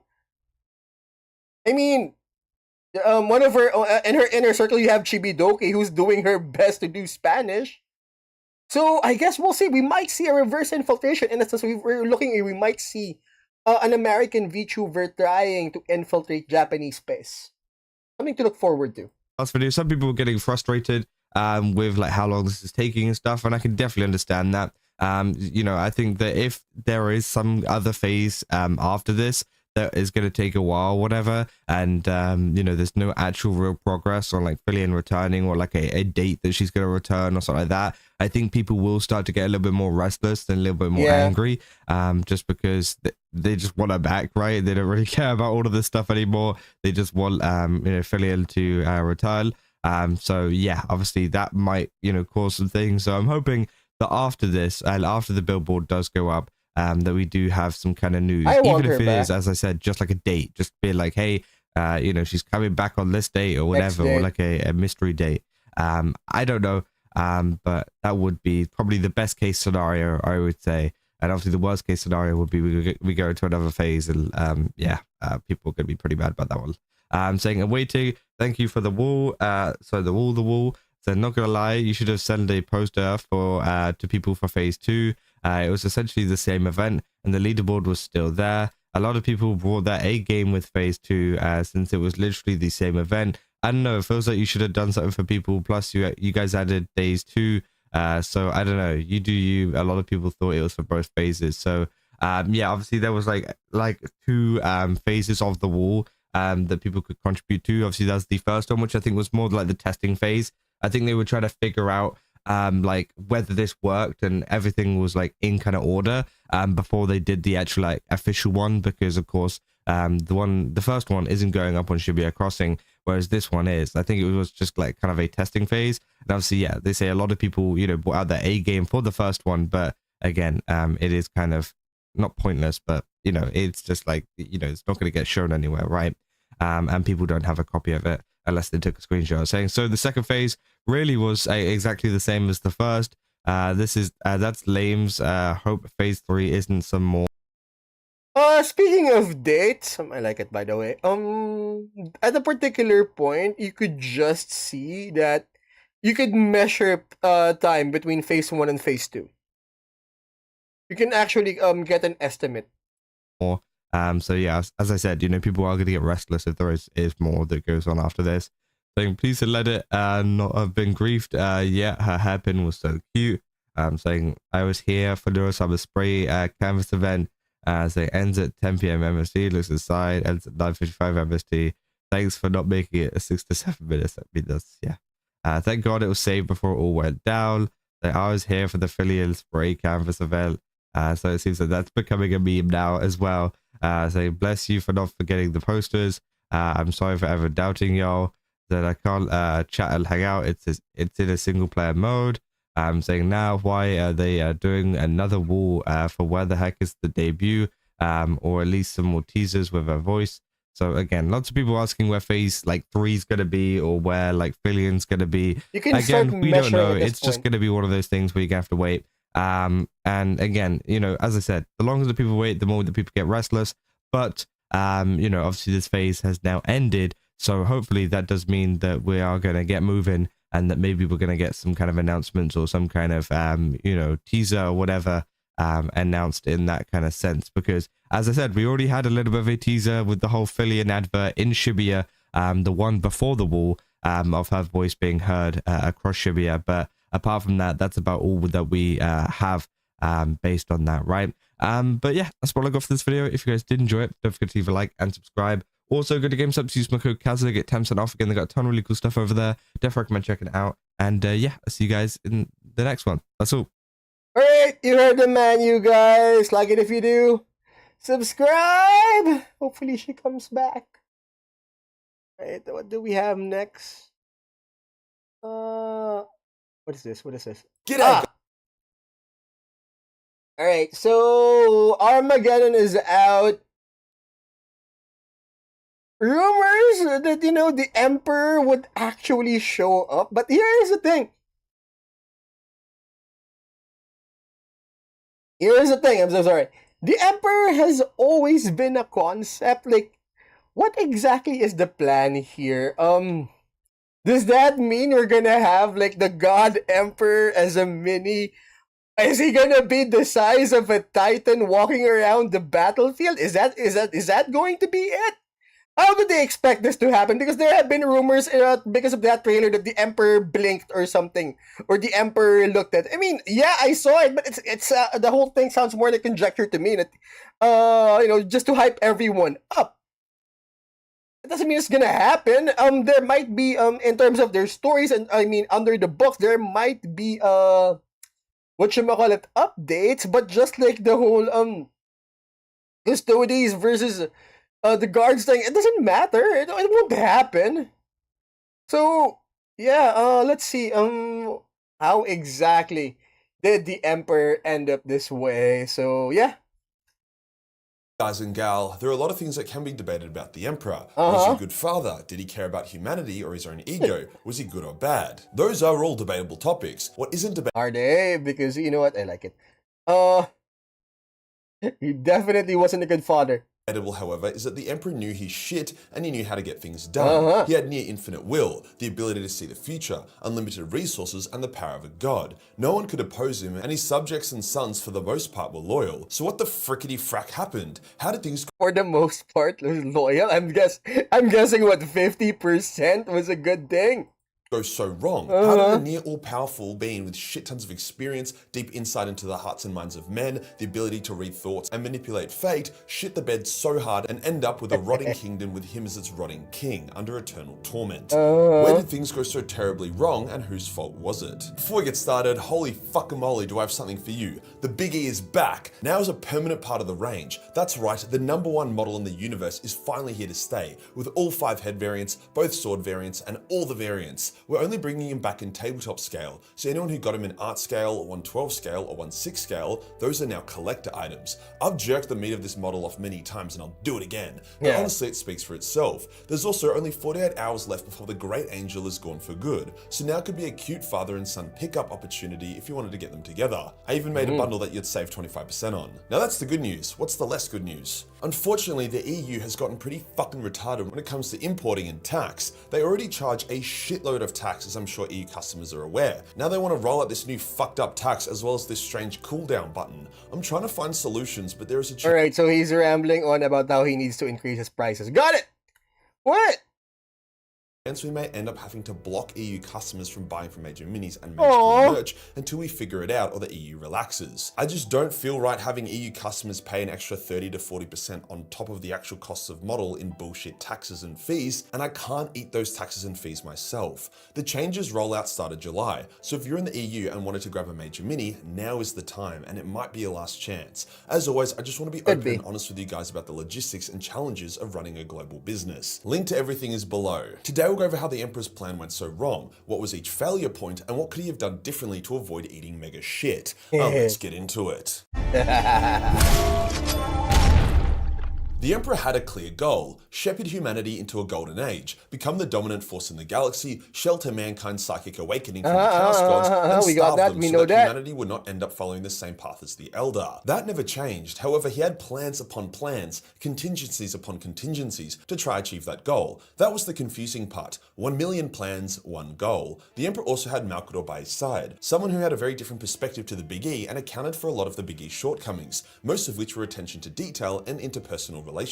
Now, the Emperor did make a lot of smart moves early. Ensuring Terra was totally united before launching the Great Crusade was essential, not just as a solid home base, but also what it represented. Many worlds peacefully came into compliance because the Imperium was of Terra and was from Earth. They were genuinely uniting lost worlds, not just a random conquering warlord wanting more room. He also integrated Mars in a masterstroke, executing a plan thousands of years in the making by setting up their religion, making him their messiah, and knowing exactly what to say and do to make the Mechanicum follow him and provide him with the ships and material he needed. Remember, the Emperor knew a lot, but he didn't know everything. He was really good at creating beautiful one-of-ones or master-crafted small-scale technology. He wasn't great at mass-producing stuff. His version of mass production created the Thunder Warriors, powerful, unstable warriors not suited for the stars. He also And we all know what happened to these guys.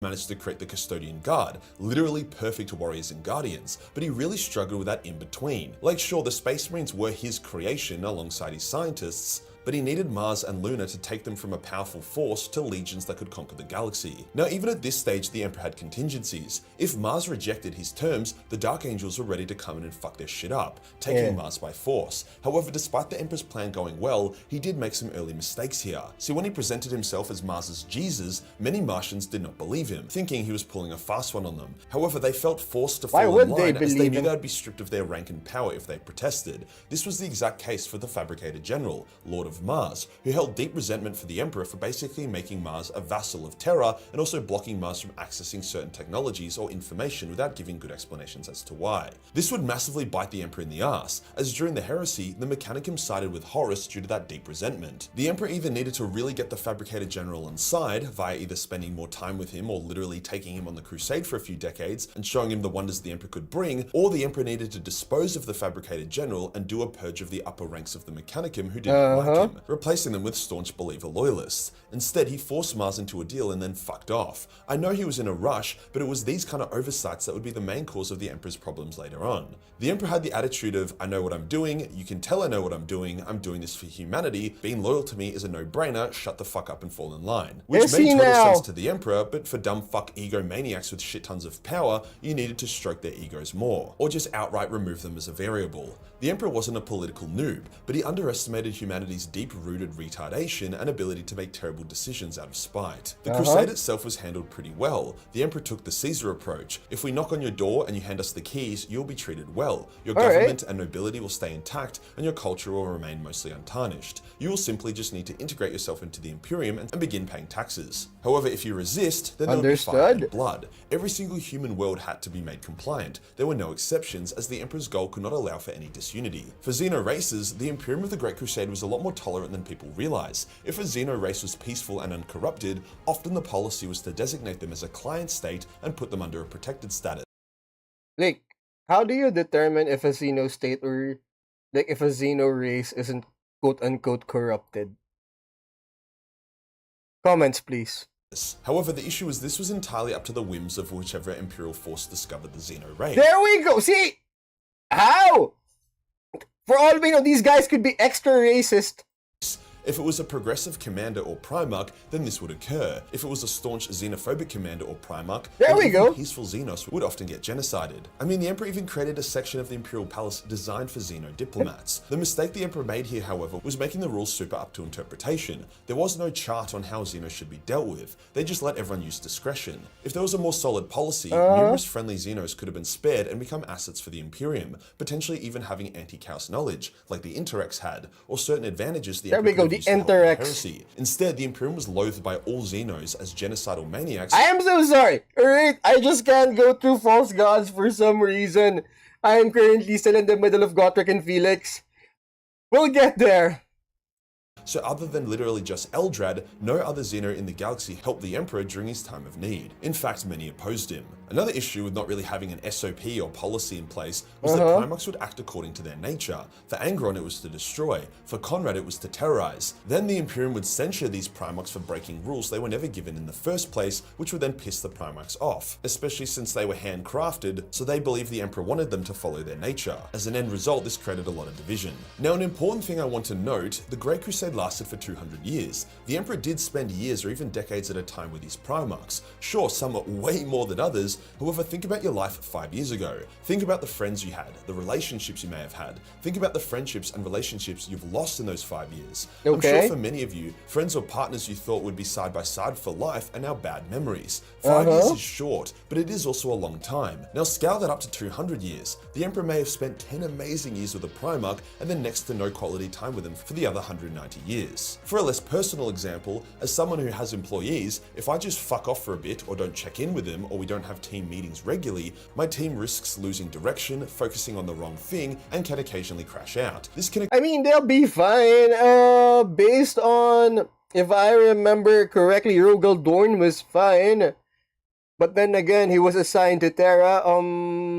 They were all asked to come back to Terra or something.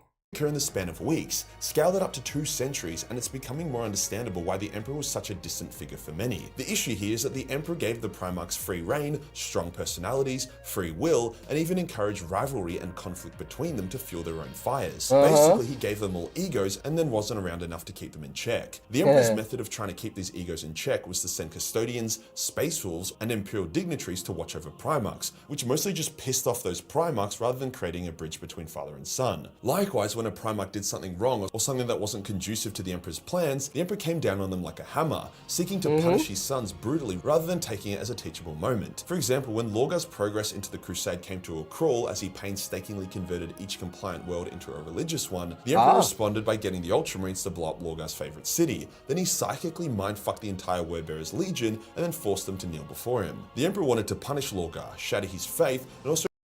And there you made a rebel. Show them what a god is, and how horrible a god would be. Instead, Lorgar abandoned his faith in the Emperor and sought faith elsewhere, i.e. a new god, and he found 4 new ones, the Chaos Gods. Womp womp. Same goes with Magnus. Instead of teaching Magnus the dangers of the warp and being honest with him, the Emperor outlawed psychic use and told Magnus to do what he said or he would murder him. The Emperor was doing a my way or the highway to a bunch of ego-driven demigods, which would have worked if they were all directly under him at all times, but they weren't. They are not. He was on Terra and didn't see them for years, telling others to tell them for him. Now yes, 18 legions with 19 Primarchs scattered throughout the galaxy meant that the Emperor could not be with each of his sons all the time. The Great Crusade also seemed to be on somewhat of a rushed timeline. The Emperor didn't have time to coddle each of his sons. However, there was a lot he could have done to keep them more on side. Lorgar and his wordbearers should have been attached to the Emperor's forces and crusaded with him for a time, taking a different approach and perhaps even allowing Lorgar to believe in him, but just moderating the belief. Kind of like how the Mechanicum were allowed to maintain their religion, but it was just made compatible with the Imperium. Conrad should have been directly mentored by the Emperor instead of fucking Fulgrim, or at least Sanguinius, who also had foresight. Conrad needed to be taught how to deal with his foresight and the nature of fate. Angron should have been allowed to fight by the Emperor's side, after the Emperor had helped him save his gladiator brothers and sisters, watching his father get his hands dirty and earning Angron's respect. Magnus should have been told about the dangers of the warp, instead of just being told it's dangerous and to do what he says. Perturabo should have been allowed to express his desire to build and create, not just destroy, being given an opportunity to add to the Imperial Palace and also campaign alongside Rogel Dawn under the Emperor's direct watch. Now, retrospect is a beautiful thing. However, the Emperor literally has foresight, so he actually hindsight is 2020, and this guy was supposed to have foresight. That's his fault. Actionable retrospect, and B, he was what was that guy who said, whatchamacallit, everyone with you having issues right now, all you need to do is like fight your fathers. That's all you need to do. Fight your dad. And half of the children decided to fight their father. the nature of each of his sons. He knew their flaws, their strengths, their weaknesses, their insecurities, yeah, and he that could also wasn't project enough. his mind and speak with them from very, very far away. There was also plenty of time for him to do everything I said above, while keeping the Great Crusade on track. Now, the greatest of all errors was the handling of the WWII project. When Ulanor fell to the Imperium, the Emperor decided that it was time to dive into the WWII project with the goal of allowing mankind to cut itself off from a reliance on the warp, thus creating more distance between them and the Chaos Gods. He appointed Horus as his proxy, and then he basically fucked off on everyone. That was that. He had not prepared the Primarchs, nor had he done a final constellation lap with all of them, and he put one of them above the rest. He basically mishandled the shit out of that. There didn't even need to be a War Master. The galaxy had mostly been conquered, the major threats were gone. He easily could have just let the Primarchs crusade as they saw fit without a War Master. Likewise, mysteriously vanishing without telling his sons the truth also didn't go down so well. Many of them cite part of the reason for them falling to chaos was the Emperor lying about the warp and chaos. The Emperor would counter this by claiming that the truth was too much for them to bear, and it would have caused more issues. However, if the Emperor had instead taken each of the Primarchs with them to Terra after Ulanor, letting their legions crusade in their absence, which would have been fine, and basically given them time to all be together, to unwind, and also to aid them with the WWII project, telling them its purpose and the vision for humanity, I just don't see how things could have gone poorly. He could have confined them to the palace and the WWII for a time, helping to nurture the damaged sides of some of them, and if some tried to leave and link up with Chaos from gaining knowledge of the warp, then having 10,000 custodian guard ready to kill a Primarch at a moment's notice isn't a bad failsafe. By the time the heresy started, it was too late to undo anything or stop what was in motion, so the Emperor's plans needed to be secure and saved during the Crusade, before the first domino had fallen. I wish I could say that it was a master play by Chaos, or some kind of fifth dimensional outplay. No, it wasn't. It was just like a horrible person doing a horrible job. Right? Despite foresight and everything, he had no empathy for his sons. But honestly, the Emperor's plan failing was a massive own goal. He unleashed 18 weapons of mass destruction upon the galaxy, then went into his basement to play with his Legos, only to discover that half those weapons of mass destruction had then become problematic. The Emperor could have avoided a lot of mistakes and issues by paying closer attention and handling his sons better, while still maintaining the Great Crusade's grueling timeline. As for why Malkador wasn't able to pick up the Big E's slack, unfortunately many of the Primarchs did not actually respect Malkador, nor did they see him as the father figure that the Emperor was. So despite Malkador's best efforts, he wasn't able to proxy for the Emperor in that regard. I mean, at a particular point, why would you, follow...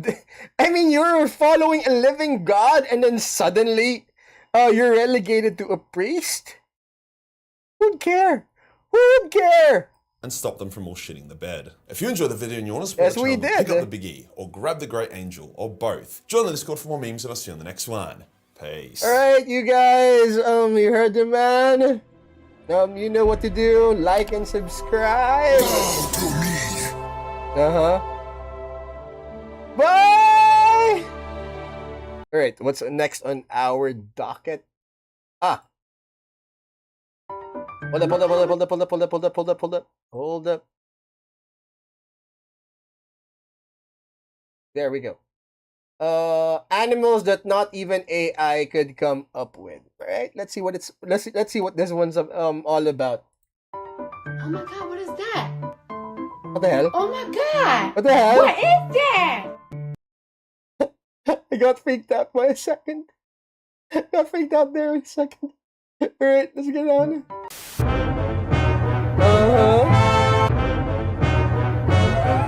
Oh shit. This is what happens when you try to make a sequel without paying respect to the source material. Nature clearly tried to recreate the biological box office hit that was a giraffe but on a budget. The result is an animal that 100% spawned a cryptid myth or 6. If the tall one's a giraffe, then this is a rough draft. We don't talk about Garranuks enough, and we really should, because explaining this animal to the wrong people in the wrong times would have been cost to have you lobotomized. And you know they're not AI, because Garranuks can go their entire lives without drinking water. Well, technically anybody can, but getting moisture from leaves and shoots means Garranuks can live a full life without ever sipping water. Allen Iverson could never. You know what huskies look like after getting shaved? Well, Garranuks look like an alpaca with alopecia, while also looking like a kangaroo doing a handstand. Go ahead, pause the video and squint, you'll see it eventually. But the Garranuk is a gazelle, with its closest relative likely being the one you think of when you hear the word gazelle. Garranuks are built different, literally structured abnormally. If you didn't know any better, you'd assume you saw something that rhymes with windsoccer. And the pose makes me think they inspired the freak deer that folded Finn from Adventure Time. But of course, the most uncanny feature is that pinhead. Nature had to give them buns of steel and iron quads just to act as a counterbalance. Why they didn't just give them a normal head? Well, that is beyond our comprehension. It is nice to know an animal built like a Wendigo still has decorum. I defy you to tell me this isn't a male Garanuk holding down a branch for his girl. Ain't nothing artificial about this intelligence. Some stuff is just universal. There's really nothing like a Garanuk, but there's a distant relative of theirs that's arguably more mythical. The Saiga looks like Narnia in the face, and that's saying something because I never watched Narnia. But it feels right. The Saiga is an yo, editor, can we better. The Saiga is an unusual and underrated antelope. They used to populate the steppe in millions. That's actually why they have the NSFW nose. You see, that double barrel nostril situation was an adaptation to filter out dust kicked up by the massive herd. The same nose also cools the blood in the summer and warms up air in the winter before it gets to the lungs. It's a multi-purpose proboscis that makes them Antelope Alf, while also serving as a built-in mask. Yet that mask couldn't save the Saiga from its own pandemic, because in 2015 there was a mass outbreak of a bacteria that caused blood poisoning in the infected and killed 200,000 and erased 2/3 of the global population. But the Star Wars Extra has made a comeback, with their numbers rebounding from less than 40,000 in 2005 to today over 4 million, with Kazakhstan ecologists estimating that they'll hit over 5 million by 2030. Thank the powers that play for that, because just imagine showing somebody this picture of an extinct animal and being like, yeah, this was taken all the way back in 2015. So if you needed to hear good news, you'll be happy to know the Saiga is looking like it's here to stay. You might be less happy about this though. I've seen some adorable looking grasshoppers in my day. A smiling bugs-like paralysis demon is not one of them. To be fair, it's not a grasshopper, it's a katydid. Same insect order, different insects, and I hear they get real offended when you confuse them. This katydid belongs to the Copophora genus. A genus that looks like a sick joke with members perpetually mocking you for it. There's not a single situation where a bug needs to look like this. And maybe it's partly my fault, because I can't look at this and not see two brick yellow teeth giving me the world's most devious smile. He's built like a Courage the Cowardly Dog plot device, Freaky Fred looking. That smile should get you put on the list. And the thing is, they're not just an assault on your sight. Giant katydids have the distinction of being one of the loudest insects on Earth. That's something.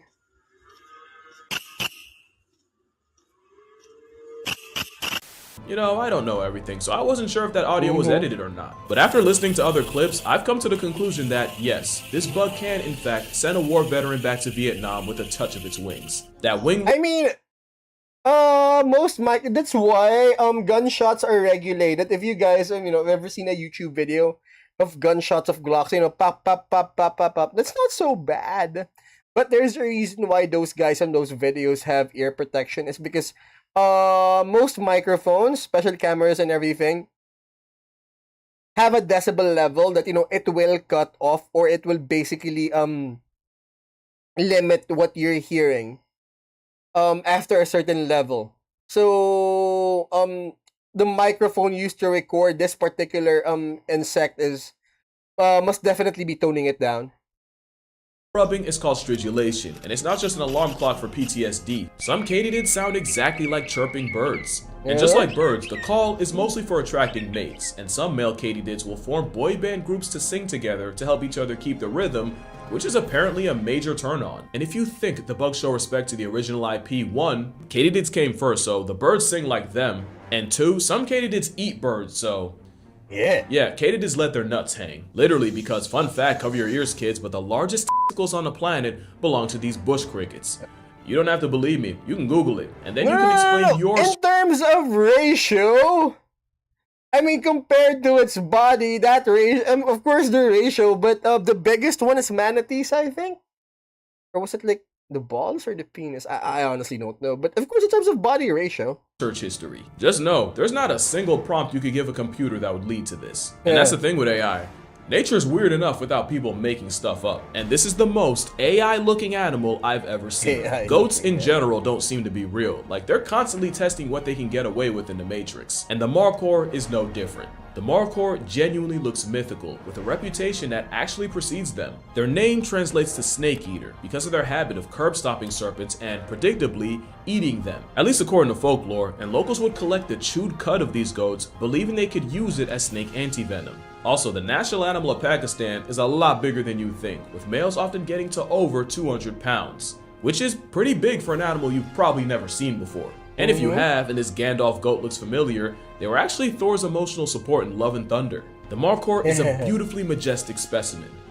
Which is funny because if we were ducks, I'd literally have to censor that. Male Markhors use those iconic horns to battle cliffside for females. That and they were created a day Nature's ice cream machine came in. Whether it's them allegedly landscaping the snake population, their cinematic fights to the death, or just Markhor parkour, you gotta admit, this goat has more ore than anything an algorithm could come up with. Now this goat, holy freak sh**. Now, I think every animal's beautiful in its own way, but that starts to change once people start playing God. And boy, did we play God with this goat. We ruined them just like we did the Power Pigeon.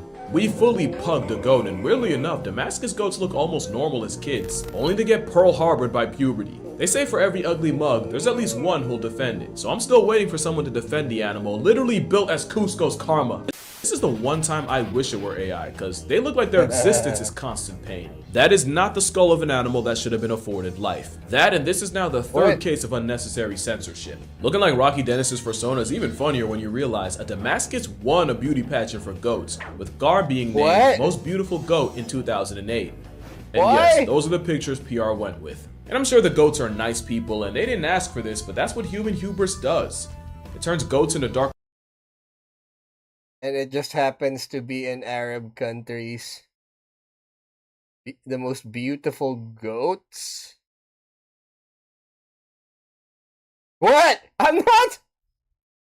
I know there's a stereotype somewhere about about people having sexy time with goats. But come on! Crystal characters. That's a lot of effort just to get one-upped by nature. Like this. Not only is this real, but this cat and that shark have something in common. I see you all have questions, and I'm gonna get to them, starting with the biggest one. Why do you know the things that you know? You should have been asking yourself that after I brought up bush cricket cojones. People ask me how I know so much about animals and even why I'm so into them in the first place, and I don't know, but the answer is likely undiagnosed and very undermedicated. It's really nothing for me to spend hours, even days, going down the rabbit hole of my fixation of the week. It's when it's time to sit down and make the video and retrace the rabbit hole.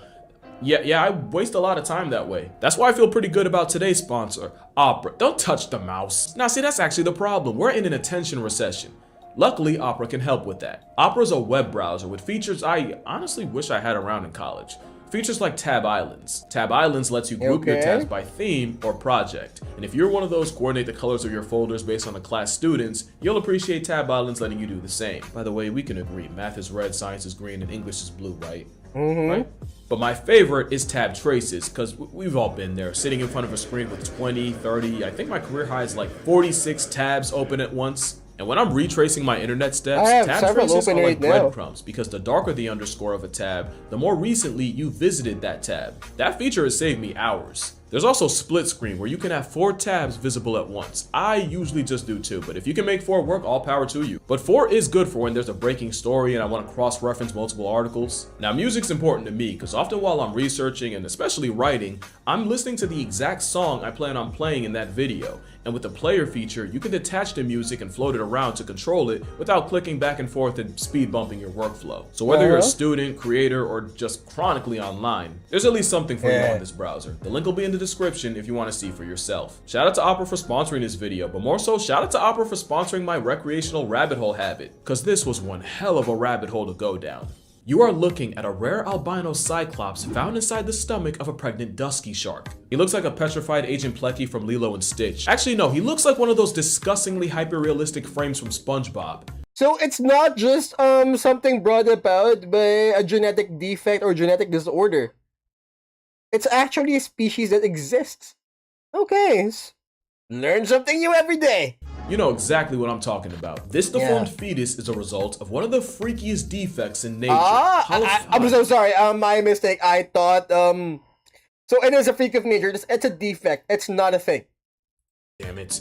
Holoprosencephaly is a rare condition where the brain of a developing embryo fails to separate into 2 distinct halves, instead forming one mass. Obviously, this causes a laundry list of problems, and psychoplia means one eye gets stuck right in the middle. It's the same condition afflicting this kitten. Unfortunately, this condition has been described as being incompatible with life, which is a really dramatic way of saying you're basically born in past tense. But the weirdest part is HPE is caused by a mutation in the Sonic the Hedgehog gene. Don't laugh, I'm serious. In the early stages, it's this gene and the Sonic the Hedgehog protein that separates the eye field into two separate eyes. And maybe that's why Speed Freak has one eye with two pupils. Oh god, I'm sorry, take it back. Oh, also humans can get holoprosencephaly too. I'm just not putting those pictures anywhere near this video. But I mean, is this where the Legend of the Cyclops come from? Because if it happens to animals, it definitely happens to people. Yeah, the shark's real, but incredibly rare. That's not its base form. Not like this though. This is platypus levels of nonsense. The star-nosed mole is proof that people will let nature get away with anything so long as it's small enough, and so long as it spends most of its natural life underground. The mole looks like it sneezed while constipated and prolapsed from the other end, and those 22 facial flesh fingers or tendrils are freakishly sensitive. Where your hand has 17,000 touch receptors, Starfish Face has 100,000 on its nose, making it the most sensitive touch organ in the animal kingdom. It's so sensitive, Cthulhu's pet can decide whether or not something's food in 8 milliseconds, and actually eat it in as little as 120, meaning it's a Lovecraftian mole that eats faster than any other animal on Earth. I didn't see it that way, but okay. While essentially maxing out on reaction time. And since most moles eat their weight in food a day, star noses are in a constant state of binging. This mole would genuinely end all life on Earth, if only it weren't an eighth of a pound. Not only because they would eat entire ecosystems into collapse. Toph from the Avatar. Wasn't there like some sort of giant earth-bending moles or something? Because there'd be no way of escaping them. Not only are they— I mean, how come they haven't taken over? Speed-eating earthbenders with the internal discernment of a vacuum, they can swim and breathe underwater. Okay, not really, but they can smell underwater, and they do it by blowing air bubbles to trap molecules that mix with the air inside before inhaling the bubble and, by extension, the trapped molecules. This means a diving mole can sniff out prey while underwater, and even aim air bubbles at a specific target. And did I mention they do this blind? But somehow there's more, because this creature can smell in stereo. The same way you would compare differences in sound between a left and right ear to pinpoint the source, moles can do with their nostrils. Star moles are just a bunch of randomly broken skills and powers packed into a flesh flower faced fur termite. And if you can't say that 5 times fast, you better like this video. But you definitely heard of star-nosed moles before. As a palate cleanser, there you go. The cutest animal you've never seen. Because if I saw it, I wouldn't just think it was AI. I think it was bad Photoshop. How else does one explain a panda, leopard, meerkat ferret? Well, the last part's a hint. The marbled polecat is a mustelid, not unlike honey badgers, otters, and wolverines, albeit a little smaller. They're not even the only type of polecat, but they are the one that looks the most like animated taxidermy. They're the only ones that dress like a mother of 4 in divorce court. Marbled polecats stand out, and that might be the point. It's believed a defensive polecat will aggressively flash their colors as a warning. Not that they're venomous, but their attitude is. That, and polecats will take a page out of their skunk cousin's playbook and crop dust a threat with foul-smelling anal secretions that reek of the dead. Also, polecats might be more of a stereotype than honey badgers, as they're hyper-aggressive and regularly attack animals many times their size. This is the same calico ferret that made Ukrainian soldiers evacuate from a bunker. What? What? Як його витягнути, бля? Так понятно, що він зараз працює. Ох, бля, диви, він хоче напасти. Does it have like rabies or something? You know how insane you have to be to bite the ground out of frustration? Someone tells Zigzagoon it ain't that serious? Well, considering the loaded skunk shot, it actually might be. And on the topic of smell, last but not least... What is that? What is that? Alright, so not AI, but either that is a cartoonishly tiny truck, or binturongs are a lot bigger than I thought. I mean, it's a Tonka truck, so it's definitely small. Mammal casserole is also called a bear cat, but in truth, they're not either. I'm sorry, what? They're in suborder Filiformia. A bear cat, okay.